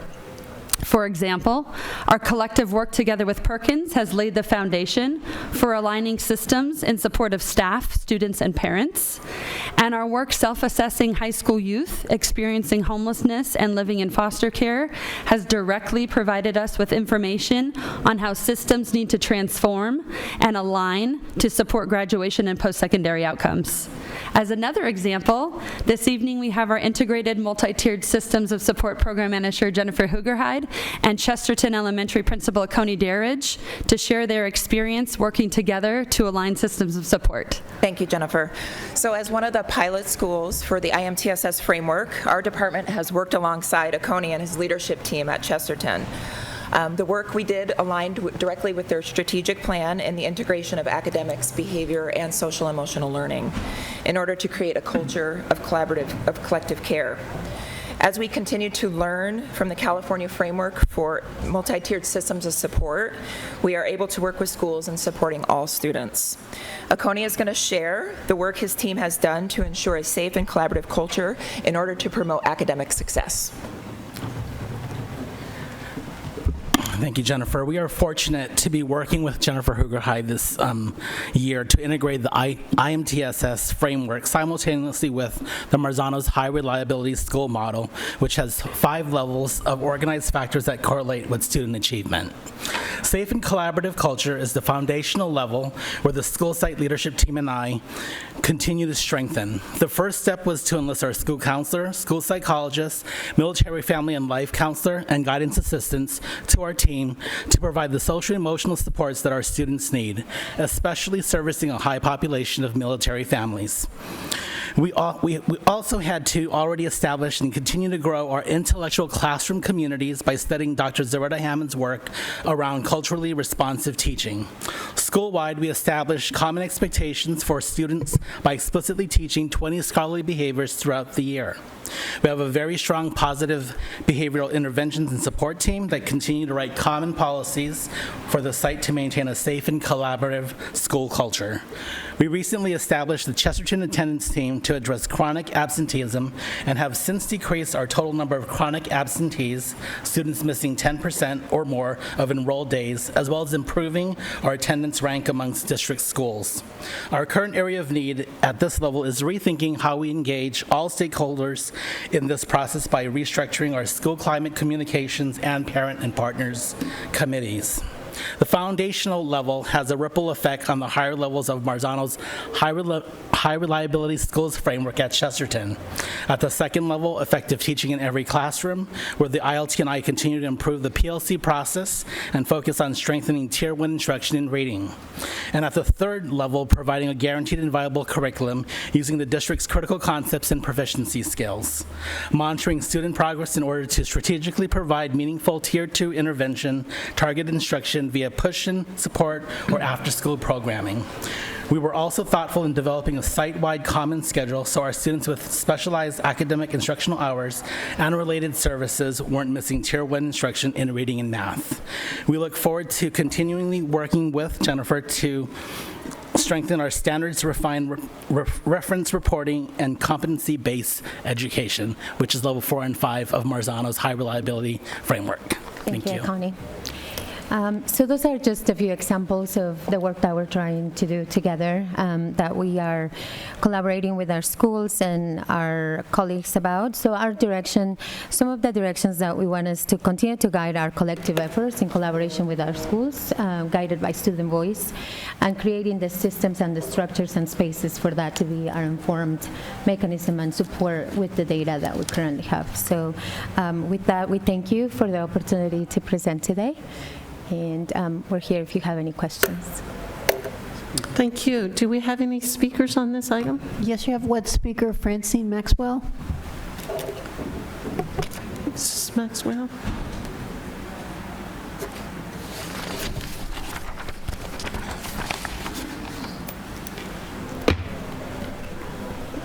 Slide 2 has some data, but there's no years associated with the data.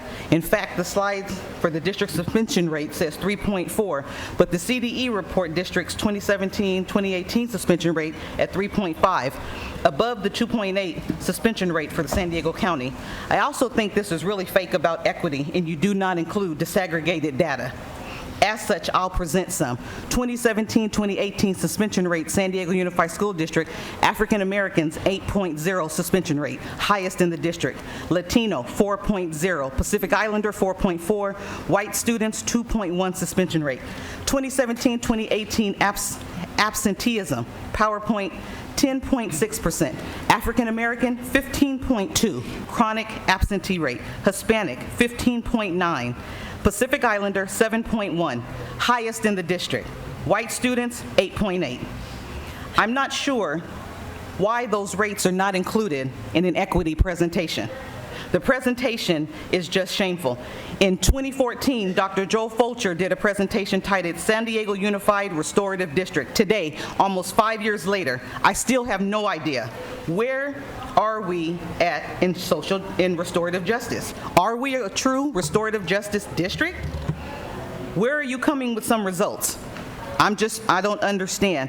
We will never get anywhere when we ignore the clear inequities of our discipline practices and our attendance rates, as seen in the terrible suspension and chronic absentee rates that I've given you tonight in color, of colored students. At what point are you elected officials going to ask some of the hard questions in this public meeting? It's the only time that we get to sit and watch you have and do business in a public meeting, but you sit and you don't ask hard questions. The public constantly is asking hard questions, and you don't come with them. Thank you. Any other speakers? Board members. Yeah. Dr. Evans. First of all, I think this came up before on the statistics on the first slide, where you have the expected and the actual, and I know that this is probably based on the Vision 2020 LCAP, where you set certain goals. But what would be really helpful for me would be to see what it was the prior year. So, for example, whichever one we want to take, safety in grade 7 was 61%, the expected was 65%, but my question would be, what was it the previous year? I mean, so to know whether we're moving up or not. And I guess I really appreciated the words by the students, because I think that demonstrates a lot better than a lot of other charts and figures in terms of what's going on.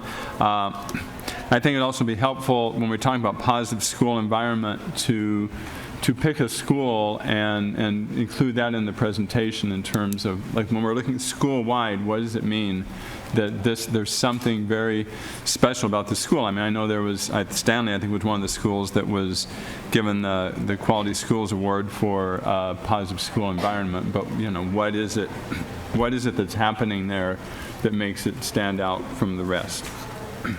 Other board members? Mr. Barrera?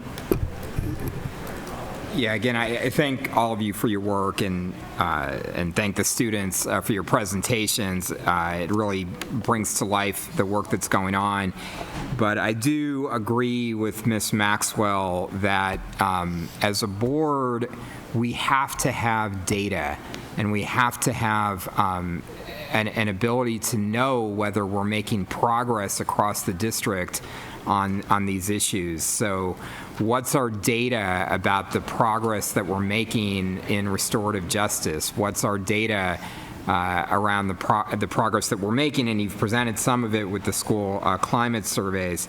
But we really have to, when we have these presentations, the presentations need to begin with this is where we're at, this is where we're trying to get, and where are we, you know, along that spectrum. So again, I would ask, I won't specify a follow-up, but the areas that you're presenting tonight are so critical to our values, to what we believe in, and I do think we need to have some ability to track as a community whether we're making progress. So I would ask, again, get us some metrics. What are the metrics that you look at, about, whether we're making progress, and let's have a discussion about that, about where we're at.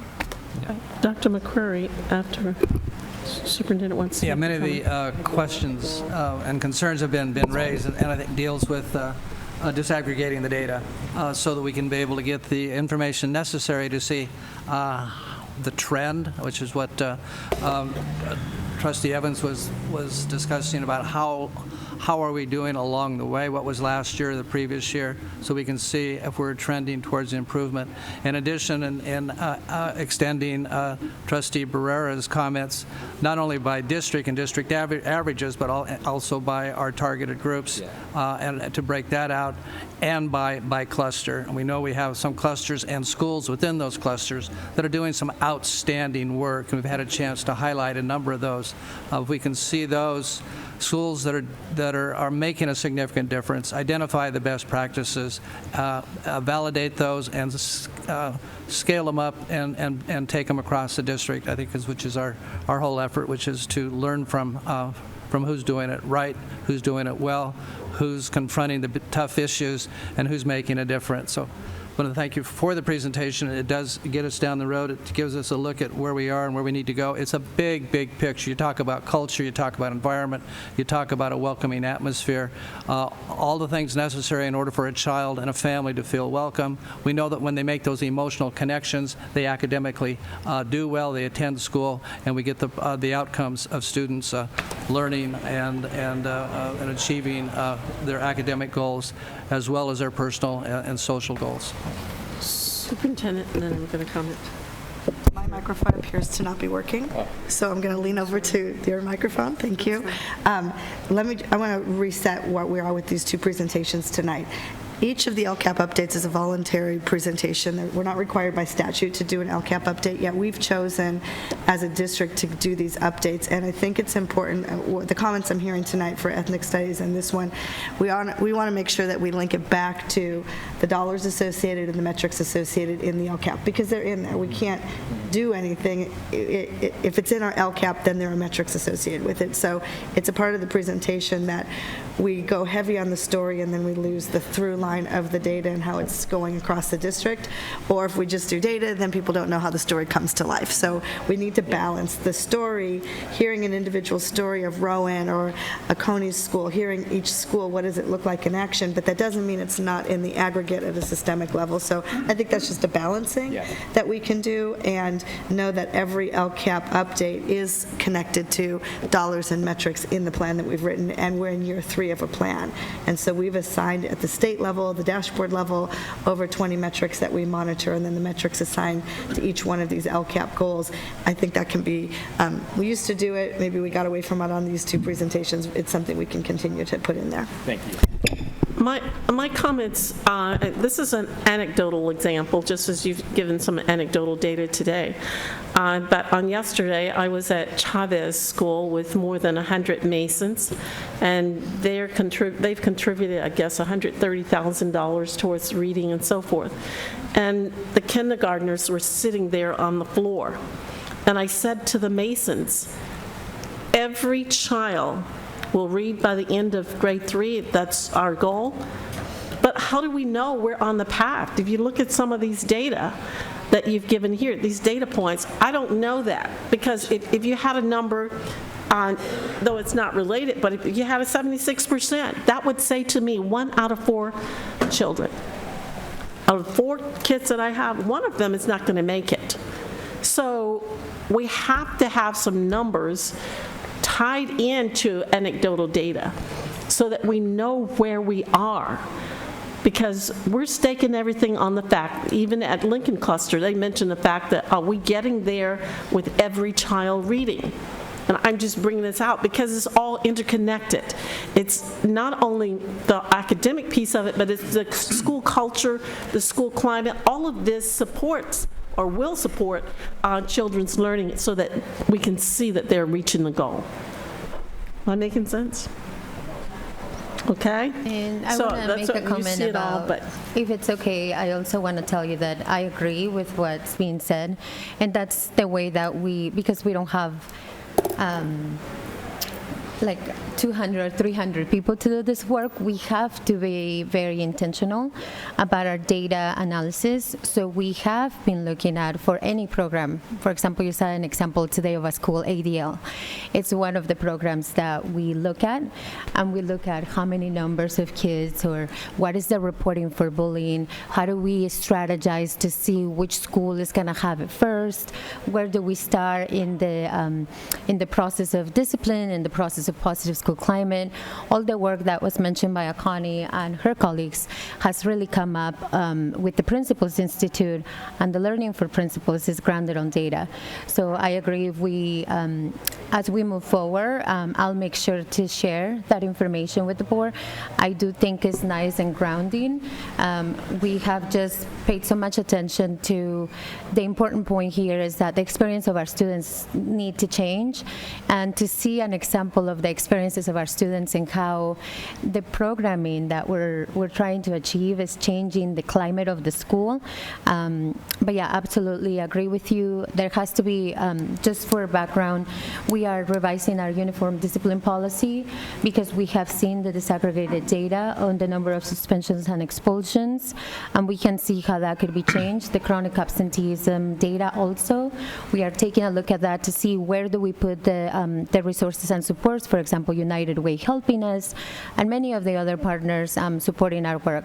So this year, another thing that you would be happy to hear is that we have created so many other partnerships to address the needs in the clusters and the schools where we couldn't do as much targeted support as we wanted to. So point well taken, and we appreciate it, and we'll make sure that we include and embed that within our presentations moving forward. Thank you, Dr. Evans. I just have one other excuse me, question. which is how this data is used at the school site, because we're looking at the whole district average, and it's high at one school and low in another and so forth.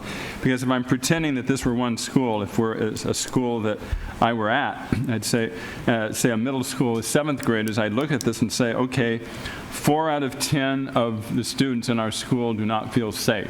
I mean, that's a lot. And then 2 out of 3 students do not feel like they have a caring relationship at this school. Half of the students in 7th grade do not think that they're being measured, or that there are high expectations placed on them.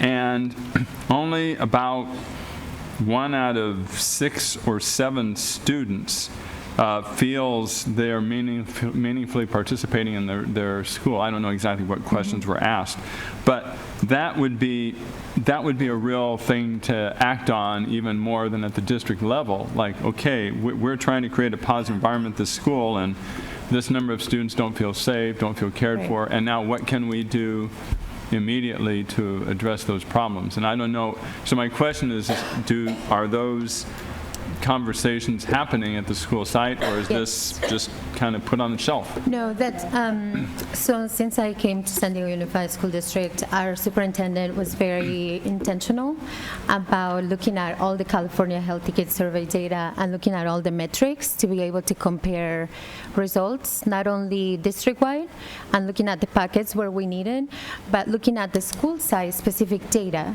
So each school has a report, and we created last year, we worked with West Ed so that all of our schools can get a school climate report card that principals have access to since the beginning of the year. And we're working on that tier 1 level that Connie mentioned for safe, collaborative, and inclusive cultures to make sure that's the grounding of the work when we think about the academic way in which we're going to support students. We have to support that safe and collaborative culture. So we're doing some of those efforts, other items as well that we can share later. But Cindy, did you have? Yeah, but Dr. Evans, it was, I presented district-wide to the principals, but then they get school-by-school reports. And what Dr. Villegas is talking about is we worked with West Ed to make sure we had data for elementary, middle, and high, which we were not required to do, and then also to get the school site level reports, and then that's built into the school site plans around how they're going to address it and where do you have metrics. I'm hearing the metrics isn't translating up here. You're not hearing it, but the principals are leading using this data at their integrated plan. So they hear the district-wide. You see the aggregate here, but school by school, it is not just on a shelf. This is data that's actually driving the integrated multiple tiers of systems of support and tier 1 instruction to get everybody into the sphere of success, the guaranteed viable curriculum, and the social emotional learning. And there's a metric that goes with it that school by school they get the reports that we've actually gone beyond with West Ed to be able to make sure principals have that in their hands. Great, thank you. Longitudinal data. Yes. Yeah, so we have the aggregate summative reports, which is the California Healthy Kids Survey. One thing that we found out from the principals, they're using the data and they've been using it for a while, is feedback about, okay, so if we have these anonymous perception surveys, how do we know the culture and the climate of our school tomorrow? Like if we wanted to know which kids were engaging and which kids were not engaging, how do we bridge the gap of that? So we're working in collaboration with principals to look at not only a summative metric of positive school climate, but also assessments throughout the year that will be able to help the schools. So we're building a Google survey format with other best practices from the state. We're having our West Ed colleagues help us also, so that we not only have the summative data, but we also have some ongoing polls of the school, which our students are also helping us with that. Thank you for this presentation, and I think we've gotten some direction here. If we could move on quickly to item F, the board consent agenda. I move the consent agenda F1 through 7. Five, I believe guess. it is. 5. We have a motion on the floor by Dr. Evans and a second by Mr. Barrera. Any speakers on this at all? Okay, let's vote on this. Mr. Barrera, let's all vote. Thank you. That passes 4-0. And now we move to G, operational matters for the board. G1, which is a public hearing to consider renewal of charter petition for Darnall Charter School. Superintendent Martin, would you please present the item?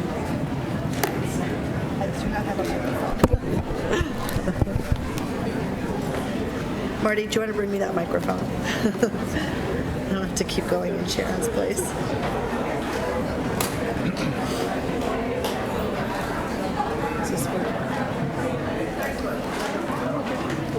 Testing. Okay, thank you. Something happened with this microphone here. This is a public hearing for the renewal of Darnall Charter School, seeking a renewal of its 5-year term beginning July 1st, 2019, ending June 30th, 2024. It's a public hearing. Oh, and hello. Ms. Walsh, I didn't see you walk up here.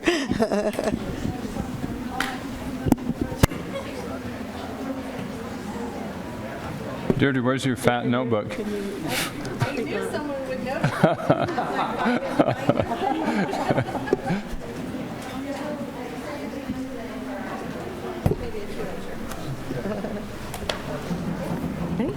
Thank you. As Superintendent Martin mentioned, this is the public hearing for Darnall Charter School's renewal. In the documentation, we've included some basic information on the school. Table 1 summarizes the charter petition and renewals for Darnall. It is one of our oldest charter schools from 1993. They currently serve grades K-8 at a district site. In Table 2, we've provided an overview of the school. Table 3, we've summarized their projected enrollment for the proposed 5-year charter term. And Table 4 is a summary of the board roster. And district staff is reviewing the renewal documents submitted by the school and will bring a recommendation to grant or deny the renewal of the charter at a subsequent date. Thank you. Do we have any speakers on this? Yes, we have 7 speakers on this item. Do you want 10 minutes? Please call their names. 10 minutes total? Or? 10 minutes total presentation. Okay. We have Kathy Barrera, Tim Simmons, Consuelo Manriquez, Adriana Espinosa, Vicky Lee, Kujuja Mbegi. I'm sorry, I can't pronounce your name. Sorry for that. Go ahead. Just come forward one after the other for 10 total. Good evening. Good evening. President Whitehurst Payne, trustees, and Superintendent Martin. My name is Tim Simmons. I'm one of the associate directors at Darnall on the leadership team. In September of this year, Darnall celebrated 25 years as a California charter school. I celebrated my 23rd year, and while it makes me feel old, I have the pleasure to welcome children of some of my former students. Every 5 years, we welcome the renewal process because it gives us another opportunity to reflect and refine on our program. In the last 5 years, we have been approved by WASC to be a candidate for accreditation, added transitional kindergarten, and have begun implementing a multi-tiered system of support for our students based on the California SUMS initiative.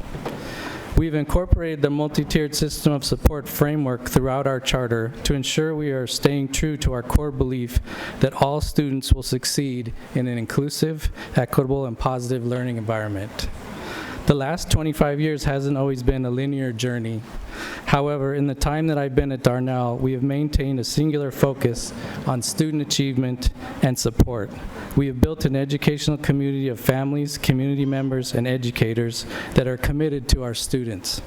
The charter that we present to you reflects that commitment to our students and will serve as the roadmap for how we will ensure their success. Thank you. Thank you.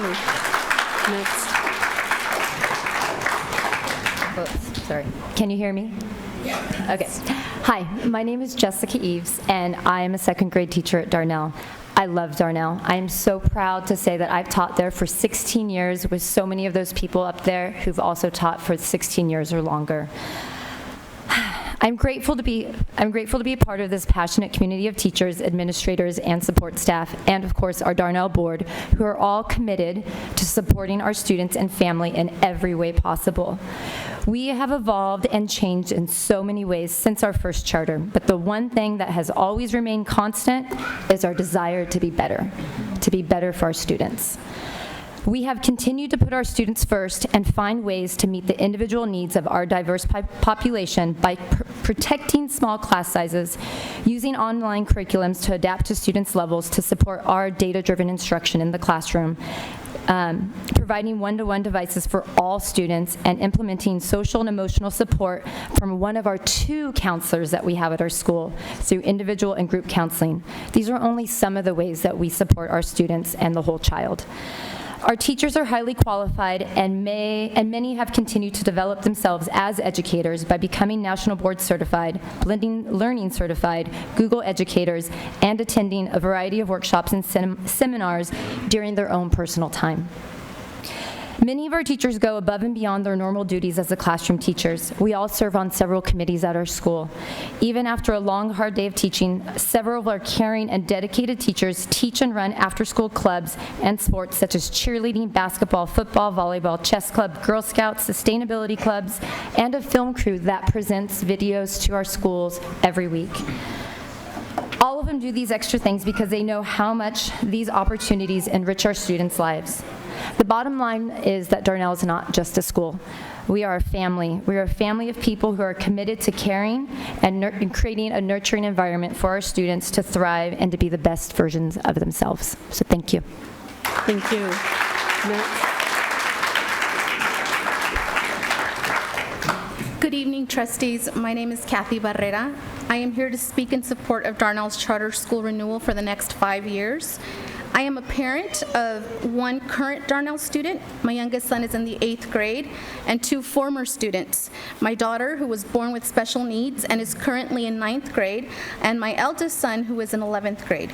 Each attended Darnell from kindergarten through 8th grade. Each one of them is unique and have their own personalities and learning styles. The teachers and staff at Darnell have personalized their teaching and support for each one of my children to ensure that they are successful and prepared for high school. All 3 of my children have participated in sports and clubs, such as flag football, soccer, cheer, ASB, and safety patrol. In these extracurricular activities, teachers and staff have given the same amount of effort and passion as they do in the classroom.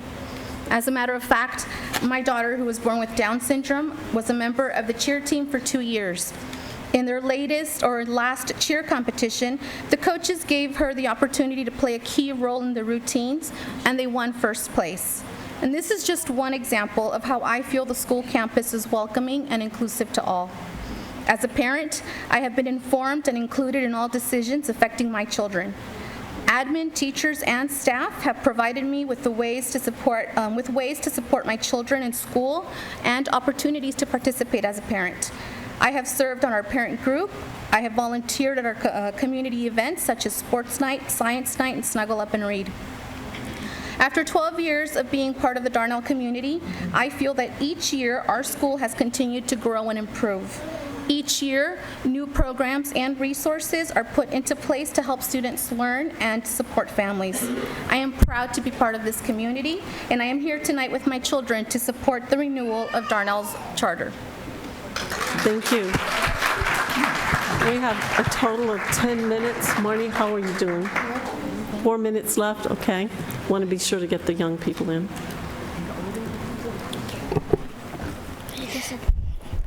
Hello, my name is Kuja and I'm in 5th grade. We are all 3 students of Darnell Charter School. Darnell is a great school. The teachers are always determined to help us succeed. Hi, my name is Vicky and I'm in 5th grade.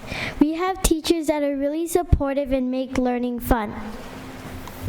Hi, my name is Adrina and I'm in 5th grade. At Darnell, we also have clubs like film club, chess club, newspapers, sustainability, and sports teams that compete. The clubs are not just for fun, they help us express our talents and more, and we get to know our teachers as we go. Thank you. Hi. Good evening. My name is Consuelo Manriquez, and I'm part of the leadership team at Darnell Charter School. I'm the Associate Director of Communications and Operations, and this year I've taken over instruction.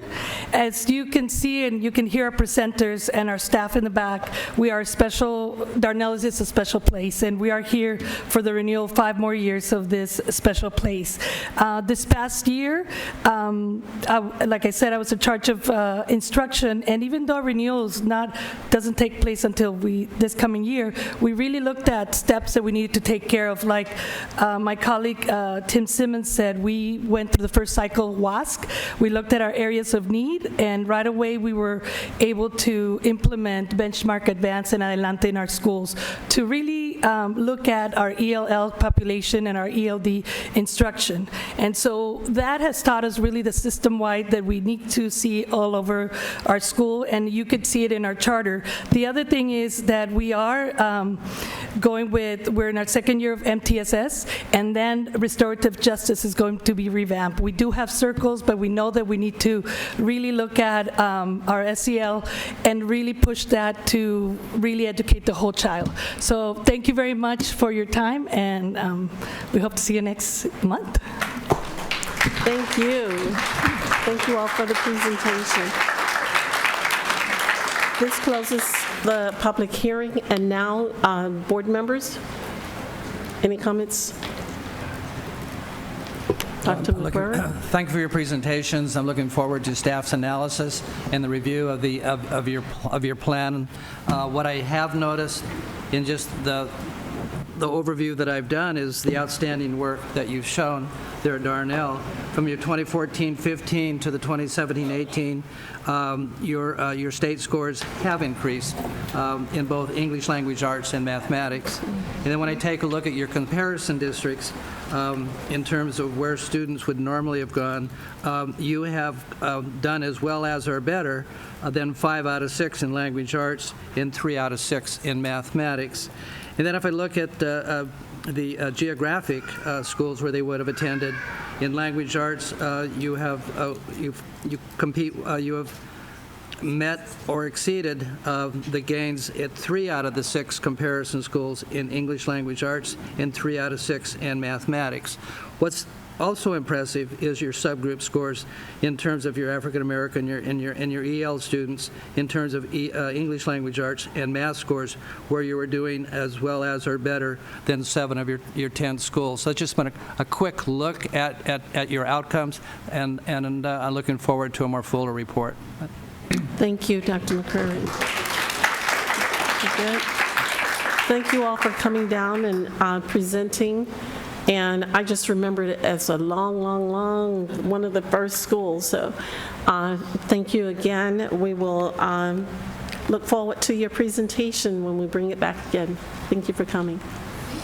Let us now move to item G3, the Memorandum of Understanding with the Administrators Association, San Diego City Schools. Second. Do we have any speakers on that? No speakers? Okay, so with that, let us vote. That passes 4-0. And we move on quickly to item G4, the public hearing on the initial proposals from the California School Employees Association, the Para-Educators Bargaining Unit, to bargain a successor agreement. Like a motion on this item? Second. The motion is by Mr. Barrera and a second by, I'll give it to you, Dr. McCrary. Okay, no staff presentations on this. No public either. Let us then go ahead and vote on it if there's no discussion.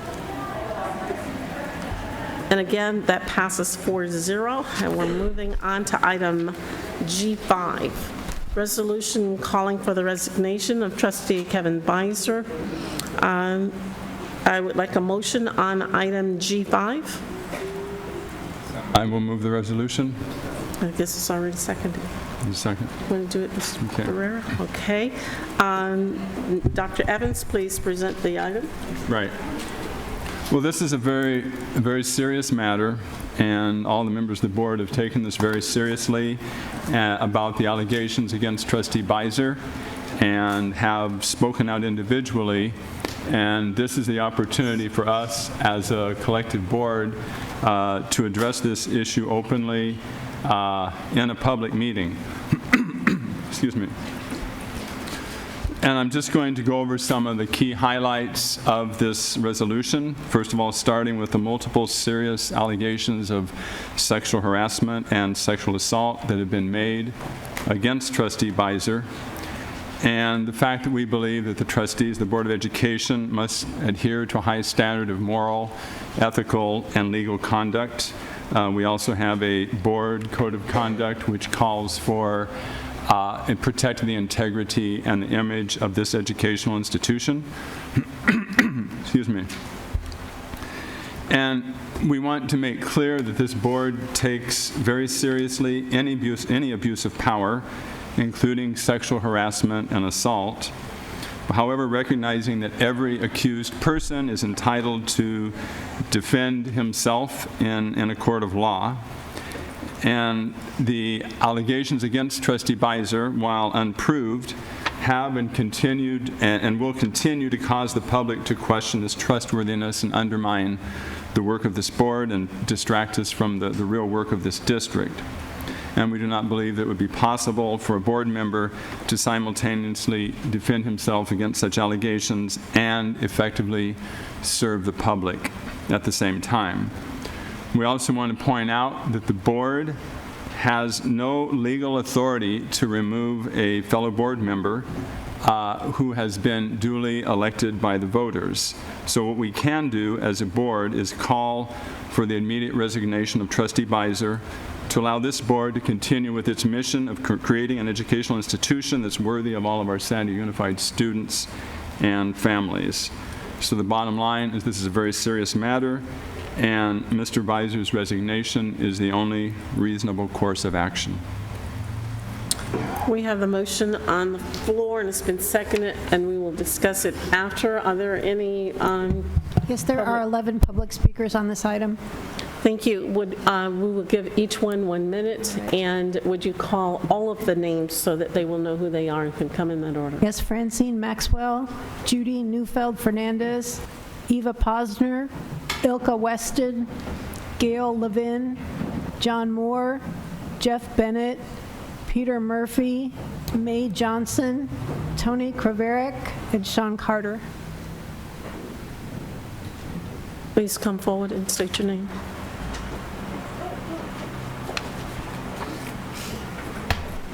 I agree. Kevin Beiser needs to step down and aside. It's time for him to prepare for his looming court case. But if only 10% of the assault allegations are true, it reveals a predator has been leading this school board for some time. It makes sense that Kevin Beiser was the loudest supporter of the predatorial sexy education, the 3 R's for little kids. He supports giving 6th graders condoms at school, and we've all heard the aggressive comments and fallout that ensued after that practice. And we know that Kevin Beiser promotes a porn-positive, very consent-heavy sex role-playing, do-it-yourself, make-your-own sex toys, medically inaccurate curriculum for young children. It doesn't take much imagination to connect the dots between the alleged predatorial behavior of Kevin Beiser and the sick, sexy ed Beiser loves so much. The 3 R's is bad, it's dangerous, it's corruptive for any kid, whatever their sexual orientation is or religious beliefs. The Board of Ed needs to rescind their support not just of Kevin Beiser, but of his sexy ed. Thank you. Next speaker.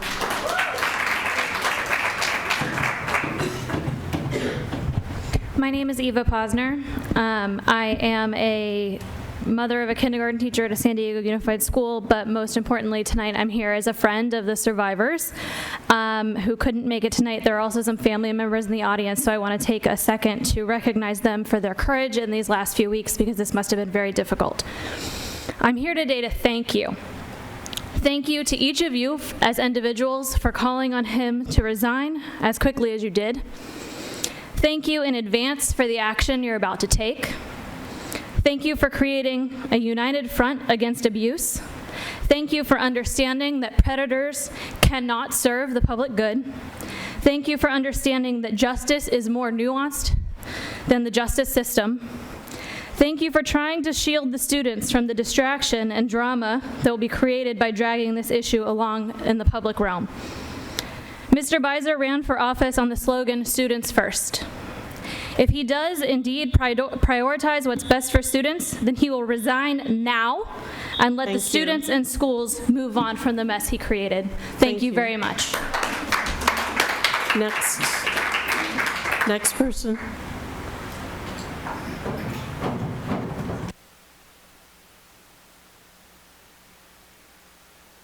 With all due respect, I am surprised you are asking for a resignation from one of your members for allegations not yet proven, but not surprised at what are the allegations. You have sat like stones as parents and concerned citizens pleaded and tried to reason with you to stop sexualizing their children. It's interesting that sexual and moral failure is at the base of the accusations. It's like the chicken has come home to roost. This is the possibility you are foisting on children when you indiscriminately arouse them through sexual conducts unbecoming.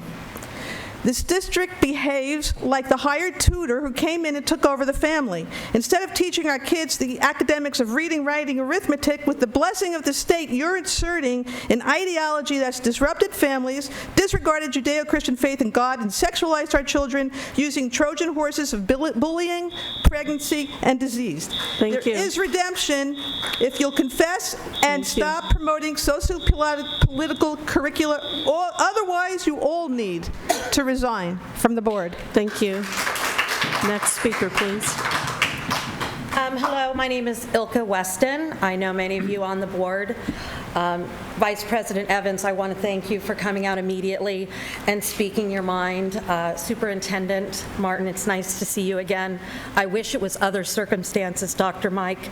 Mr. Barrera, I am not proud to be standing here. I am mad, I am sad, and I'm disappointed. Kevin took our trust, our confidence. He took a role affecting our children, our community, and he just disrespected children completely. One of the most difficult phone calls I had to make, because one, I do stand with the victims, I know they're telling the truth, is to call my 12-year-old son and tell him he could no longer wear Kevin Beiser shirts, and that Kevin made mistakes that he had to have severe consequences for. The truth is, he can no longer serve on this board. He is taking away from the importance of what we need having done on the board. And I'm sorry I didn't mention you, President, but I do want to let you know, I hope you unanimously vote for his resignation to be requested, and Kevin step aside, because if it's student first, like Eva said, well then step aside. Thank you. Next speaker, please. I want to thank the board for this opportunity to address you. My name is John Moore. I'm a resident of the city of San Diego. I support your resolution to ask for Kevin Beisner's resignation. The longer he sits on the board, the less trust the public has in your judgment and the judgment of the school board. He presents a financial liability to the school board should his behavior explode on campus. I'm not saying that it will, but it is there. I would like to recall that the election that just passed about 3 months ago, would have presented a different person in Mr. Beiser's chair had that person been elected. Tom Kellanoy was second in the race, and I ask that you appoint the People's Choice to replace Mr. Beiser. Thank you. Thank you. Next speaker.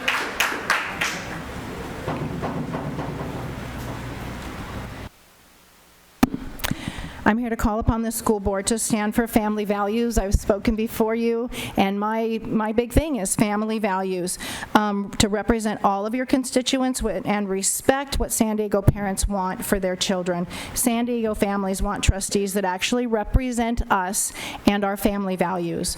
As you navigate through this difficult issue with Trustee Beiser, we're asking you to think about the future of San Diego Unified, to heal the discord and the distrust that has been discussed and do everything in your power to bring balance and diversity of thought to the school board. So this school board can represent more than one viewpoint. That's a problem we've had, is there's only one viewpoint and everyone's talking it but not listening to the parents. And all we're asking is, as has been discussed, open it up, bring balance. We want to discuss all of these difficult issues and just come to decisions that better represent all of San Diego's families. Thank you. The next speaker.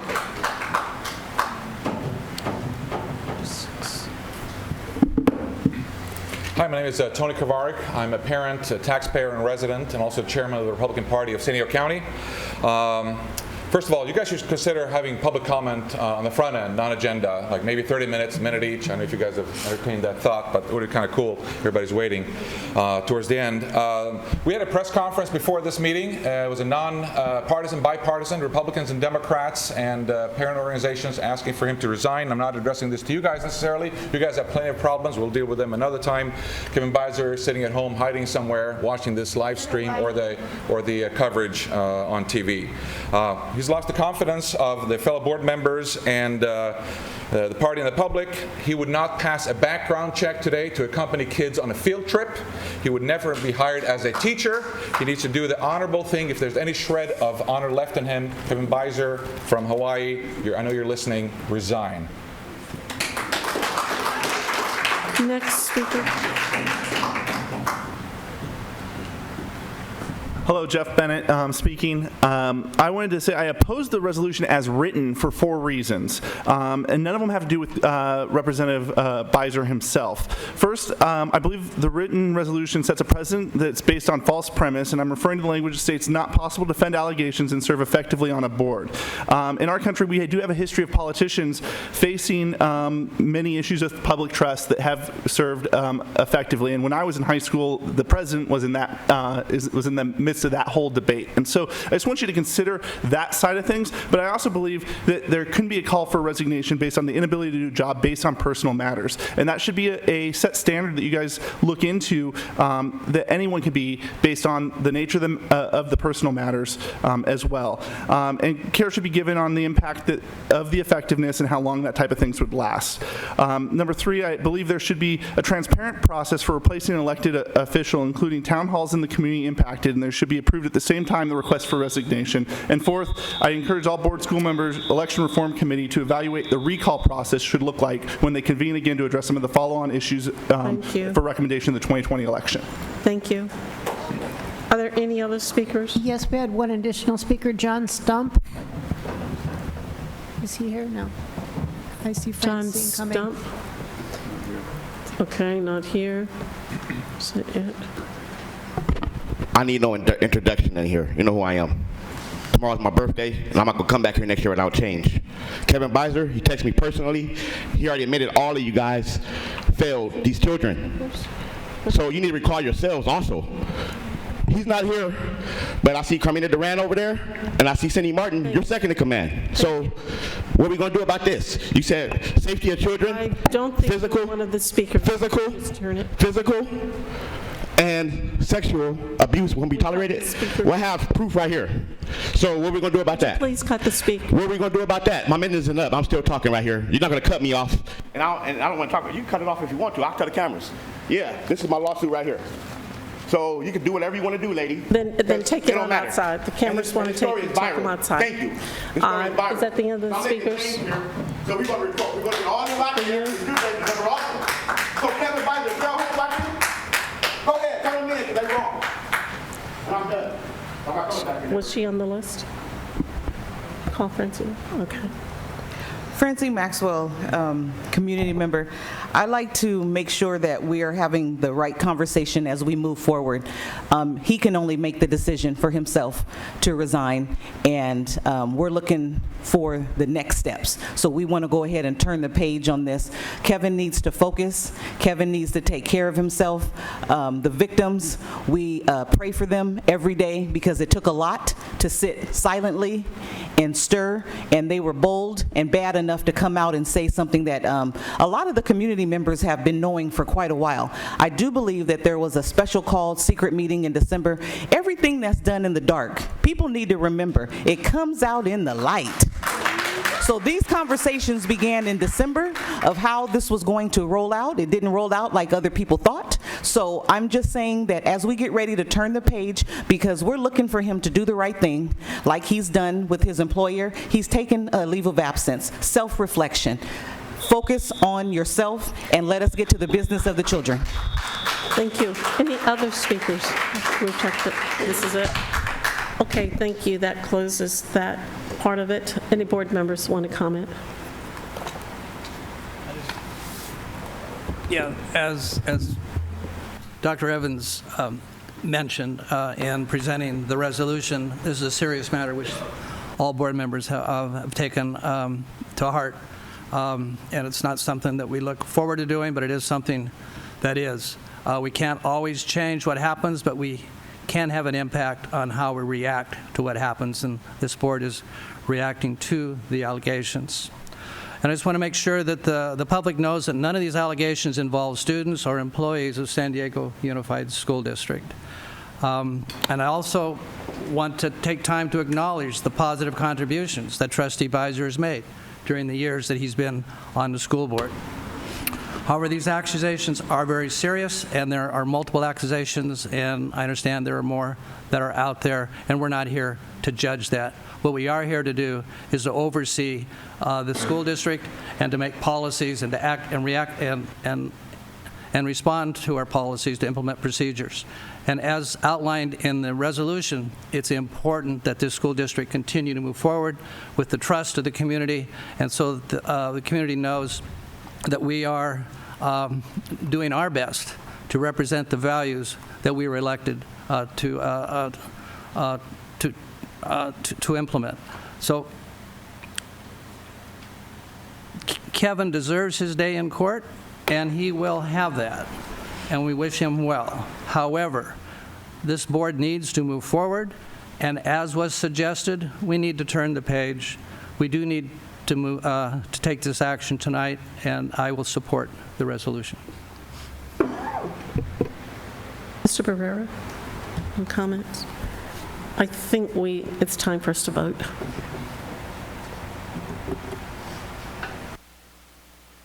And that passes 4-0 unanimously. Thank you. Let us now move on to item H1. One, President Whitehurst case. Second. The motion on the floor for H1.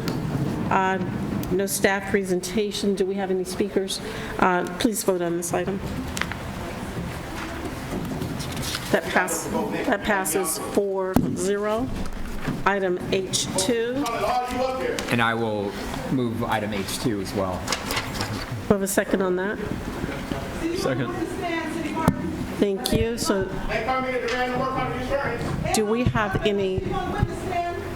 do we have any speakers?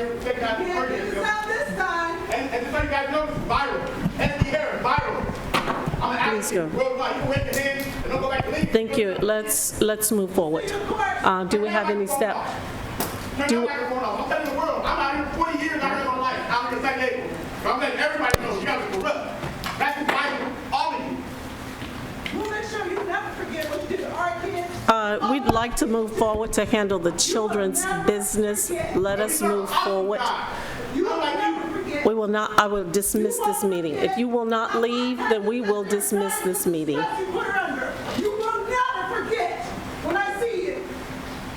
Just wait a minute. H2. Kevin Biden take me personally and said all you guys were wrong. He admitted to it. And City Martin, you don't do nothing. What do you do? Do we have any speakers on H2? Okay, how many? How many? We have two speakers.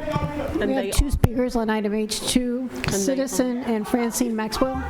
Please come forward, quick. H2. Yeah, remember this. How about they resign? Yeah, remember this. Remember this. That's like Martina Durant took off. Yeah, with transcript. Go Google it. She was the one that perjured herself. Go Google it. Go Google it. Still have her working. Along with this officer right here with the respect on him. People on the witness stand lie. People on the witness stand lie. We are not going to go away. We are going to receive justice for what you did. We have a couple of speakers. Would you just speak over You it? don't care about kids. You don't care about kids, City Martin. So go ahead and receive justice on you guys. You way worse than Kevin Bison. You know why? Because Kevin Bison admitted you guys dropped the ball. So take up accountability for what you've done. Take accountability. And I don't care. You can't lock me up no more. I'm not sitting ready for this property for speaking out. I'm not going nowhere. The community's behind me. The whole California's behind me. So leave it at that. And remember this, your dream. Last year at this time, I was sleeping, so my kids. You failed. You failed my children. Remember that. But guess what? These graduating from honors. And private schools. So thank you. Go ahead. Let's hear the speakers. Go ahead. The mic is on. This is item H2. Okay. And I hope I can speak without censorship by General Counsel Andra Green. She doesn't have the right to tell me what to say, and the person that's supposed to be controlling the meeting is the President, Sharon Whitehurst Payne. So I hope I can speak without censorship by Andra Green. So what I have to say is San Diego Unified has added to the housing costs due to the numerous bonds that it's sold. Those taxes on those bonds are going to be paid until the year 2050. This is a great burden on us, on our children, and on our grandchildren. So this bond issue that you're going to approve tonight is just paying the lawyers to sell the bonds. So everybody's making money. Okay, this is going to cost us millions and millions of dollars, and we'll be paying for it for decades. You guys had land. You had very prime real estate, and you sold it for millions and millions of dollars because you excessed it. And then you put that money in the general fund and you spent it all instead of putting it in a fund to save it for another day. You're also using our bond money to buy more real estate. Why? Because eventually your mismanaged budget, once again, is going to come down to how much land do you have to sell. Now, I don't see items on the agenda explaining to the public why you're using bond money to buy more real estate. You had excess real estate and you sold it. And I suspect you're going to do exactly what you did with the Mission Bay property and the other properties and sell that land when you are in a budget crisis, which you guys are year after year after year. So I'm saying do not approve this resolution, which further burdens the residents in this county who are already suffering with outrageous housing costs. And this government entity has added to those housing costs more than any other government entity that I can find. Thank you. Next speaker. This board resolution has the same items as the other bond measures and the same resolutions. I'm just here as a public advocate to ask you to have a special called meeting because this county, San Diego Unified, they believe in schools, they believe in public schools, they will pass any bond that any school district gives. It's the same pipes, it's the same everything. In the spirit of transparency that we're supposed to be having in 2019, I'm asking the board trustees to have a special call meeting on bond training, on the measures that are coming forward, just to educate everybody because we are paying hand over fist property tax right now. And if you give us 4 more bond measures, this community will pass them because we believe in free public education.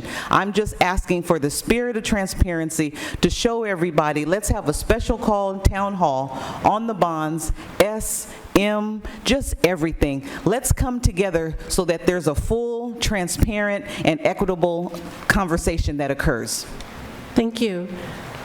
Now we need to move to item I. Oh, we've got to pass this. Let's vote. We need to present, right? Discussion. Yeah, we presented it. Yeah. No. They don't need to present, but they're here. I'm glad to have the update for Measure YY and to have Debbie Foster and Mark Young and Mary Collins, everybody here. If you don't want a presentation, they're here to answer questions. No discussion. Let's vote.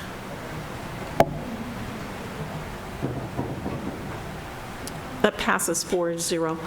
I would like us to move to I. We have some consent items that trying to find here. I remember I-4, I-6, and there were a lot of others. Yes, we have speakers on I-4, I-6, I-8, I-12, I-13, 14, 19, and 28, and the speakers on those are Citizen and Francine Maxwell.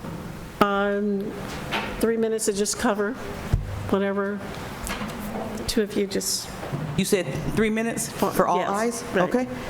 I-6, do we have an idea of the effectiveness of this program? 2020 Mind Research Institute will receive $3 million from the district. Has anyone done the analysis? Do we have any data of Research Mind? Again, I'm just asking the question. I-8, ratify the item. So apparently she already is working at Knox, Mann, and Wilson. The contract is $45,000. Exactly what are her qualifications for this contract? I watched her on TED Talk YouTube, and she read Charlotte's Web aloud to the audience. Is that what we're paying her for? To teach our teachers how to read aloud? Professional development includes any aspect of cultural proficiency. What is the relevant diverse population of those schools? How do we know that her training will be effective? Evaluation, is it included? Again, the accountability, how much money is spent. I-28, termination agreement of Corville. This simply is to not approve any and all claims against the district. In that case, we don't even need an investigator. I bet the district a bunch more lawyers and a bunch more contracts outside legal fees. Where's my other one? I-12, 13, 14, it says 0 for the cost. So I just had a question, why aren't they advertising the consultant fees of how much they're charging for those particular services in that one? And I did I-28. According to the board, claims will be investigated in-house. What incentive does the in-house district investigator have to approving liability claims? So once again, I'm just asking the board trustees to ask some of my questions that I need to hurry up and wrap up. And I'll go to I-6. Mind Research provide the district with analysis of students' usage of the program as compared to student outcomes. And so I'm just asking once again that if the public doesn't get to see the analysis and we don't get to see the data of the Mind Research Institute, I'm just asking, hopefully, that it's in the board packet, and after the meeting, we'll be able to see that. Thank you. Thank you. Citizen. So I do support this outdoor program at Camp Cuyamaca for Chavez Elementary. But again, I'm going to state, as I have many times, and I hope that I'm not censored by Andrew Donovan, General Counsel, when I speak. I hope I can speak without being interrupted by General Counsel. So many students suffer because they're excluded from 6th grade camp. And this is going on schools across the school district. And I bring it up over and over again, and one private company is given exclusive access to our schools. Now, Andrew Green's office keeps stating, well, it's run by the school-affiliated groups. Well, that's not what the law says. The law says that the school district controls the school-affiliated groups because they're given access to our schools and use of our schools as a fundraising avenue. So it's not right that we have 6th grade camps in schools and there are children that are being excluded, and this needs to be looked at. The ICC, I still do not see a timeline that presents the course of study in one plan.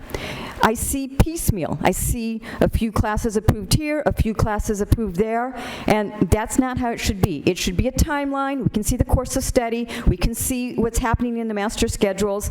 The piecemeal approach makes it very difficult for the public to really understand what the curriculum is. 31, accepts budget spending. This also needs to be transparent, and I would like to see it broken out into school-affiliated groups and what they're contributing. Because what I see is children are being exploited during instructional time. teachers and principals allow instructional time to be used for fundraising. And that's not right. That's not why taxpayers are giving you that money. It's for children to be in a classroom and to be learning to read and write and do their math. Instead, it's being diverted, and the principal says, well, school-affiliated groups can use our instructional time because they bring in money. It used to be when you guys had the policy, according to the law, that you could not impinge on instructional time. But now, it's gotten to the point where we have children crying because they didn't win the prize to iFly. And they didn't win the iPad, and they didn't win whatever the prize is. That's what we've turned it into. Our children crying because they see some children who made a lot of money for the school and brought in a lot of donations getting special prizes, and the other kids looking on and wondering, wow, I didn't get that. Because their grandparents and their aunts and uncles don't have the money to contribute that another child's family does. Thank you. And that ends our public testimony. We need a vote on those items. Thank you. Let's vote on them, please. Motion by Barrera and seconded by Dr. McCrary. Let's vote, please. 4-0, and that should conclude the board meeting. You have non-agenda speakers. Non-agenda items? We have some speakers on that? There are 9. How many other? 9. Oh, okay. Everyone who has a non-agenda item, would you call their names, and please? Kristen Heiler, Cecilia Hamilton, Marin Silva, Sandra Punta, Catherine Kelly, Wilhelmina Bradley, Ashley Beaver, Karen D. Jagari, and Martha Ramos. And would you please state your name as you come forward so that she can check you Citizen out? as well. Okay, come on. Okay. 1 minute each. And again, I'm going to tell you that you can't ask people to state their names. You can't. You can't. You could say citizen. She has you down as citizen, say All right. citizen, so she can check you off. Thank you. All right, but you can't ask people when they're Citizen following is your behind me to state their names and their addresses. That's why you removed it from the podium here, because you can't do it. All right, so I'm here to talk about how employees are using their positions to allow private companies to come into our schools and market their own business. They're using our auditoriums to bring in parents from the school. They bring in their employees. They bring in all their marketing materials. Now, I filed a complaint about that, and Carmina Duran said, there's nothing wrong with that. Yeah, there is. First of all, you can't gift our public properties to other people. And second of all, you have a policy that doesn't allow commercial businesses just to come in and use our properties free of charge. All right? They're driving over our pavements and breaking it. They're walking over our carpets. They're flushing the toilets. You can't do that. So you need to look at how our public facilities are being used and stop this special use because somebody knows an employee.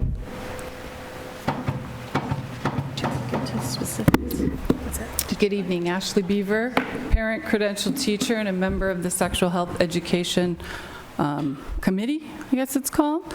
I'm here tonight to address the board policy of releasing students for confidential medical care in conjunction with our 3 R's curriculum that promotes sexual rights and reproductive rights bias. Part of the guidelines say that care for reproductive health at any age that students can access these services without parental consent or notification. A student can even self-refer to a school nurse or a counselor in order to have this happen. Schools should take reasonable steps to ensure that the parent is not informed of this absence. The absence excuse for parent signature shall be completed and signed by a district staff member releasing the student. I would like to parent my kids. I don't know if you realize how hard it is to have teenage daughters in this day and age, but please parent and partner with us and not against us. Thank you.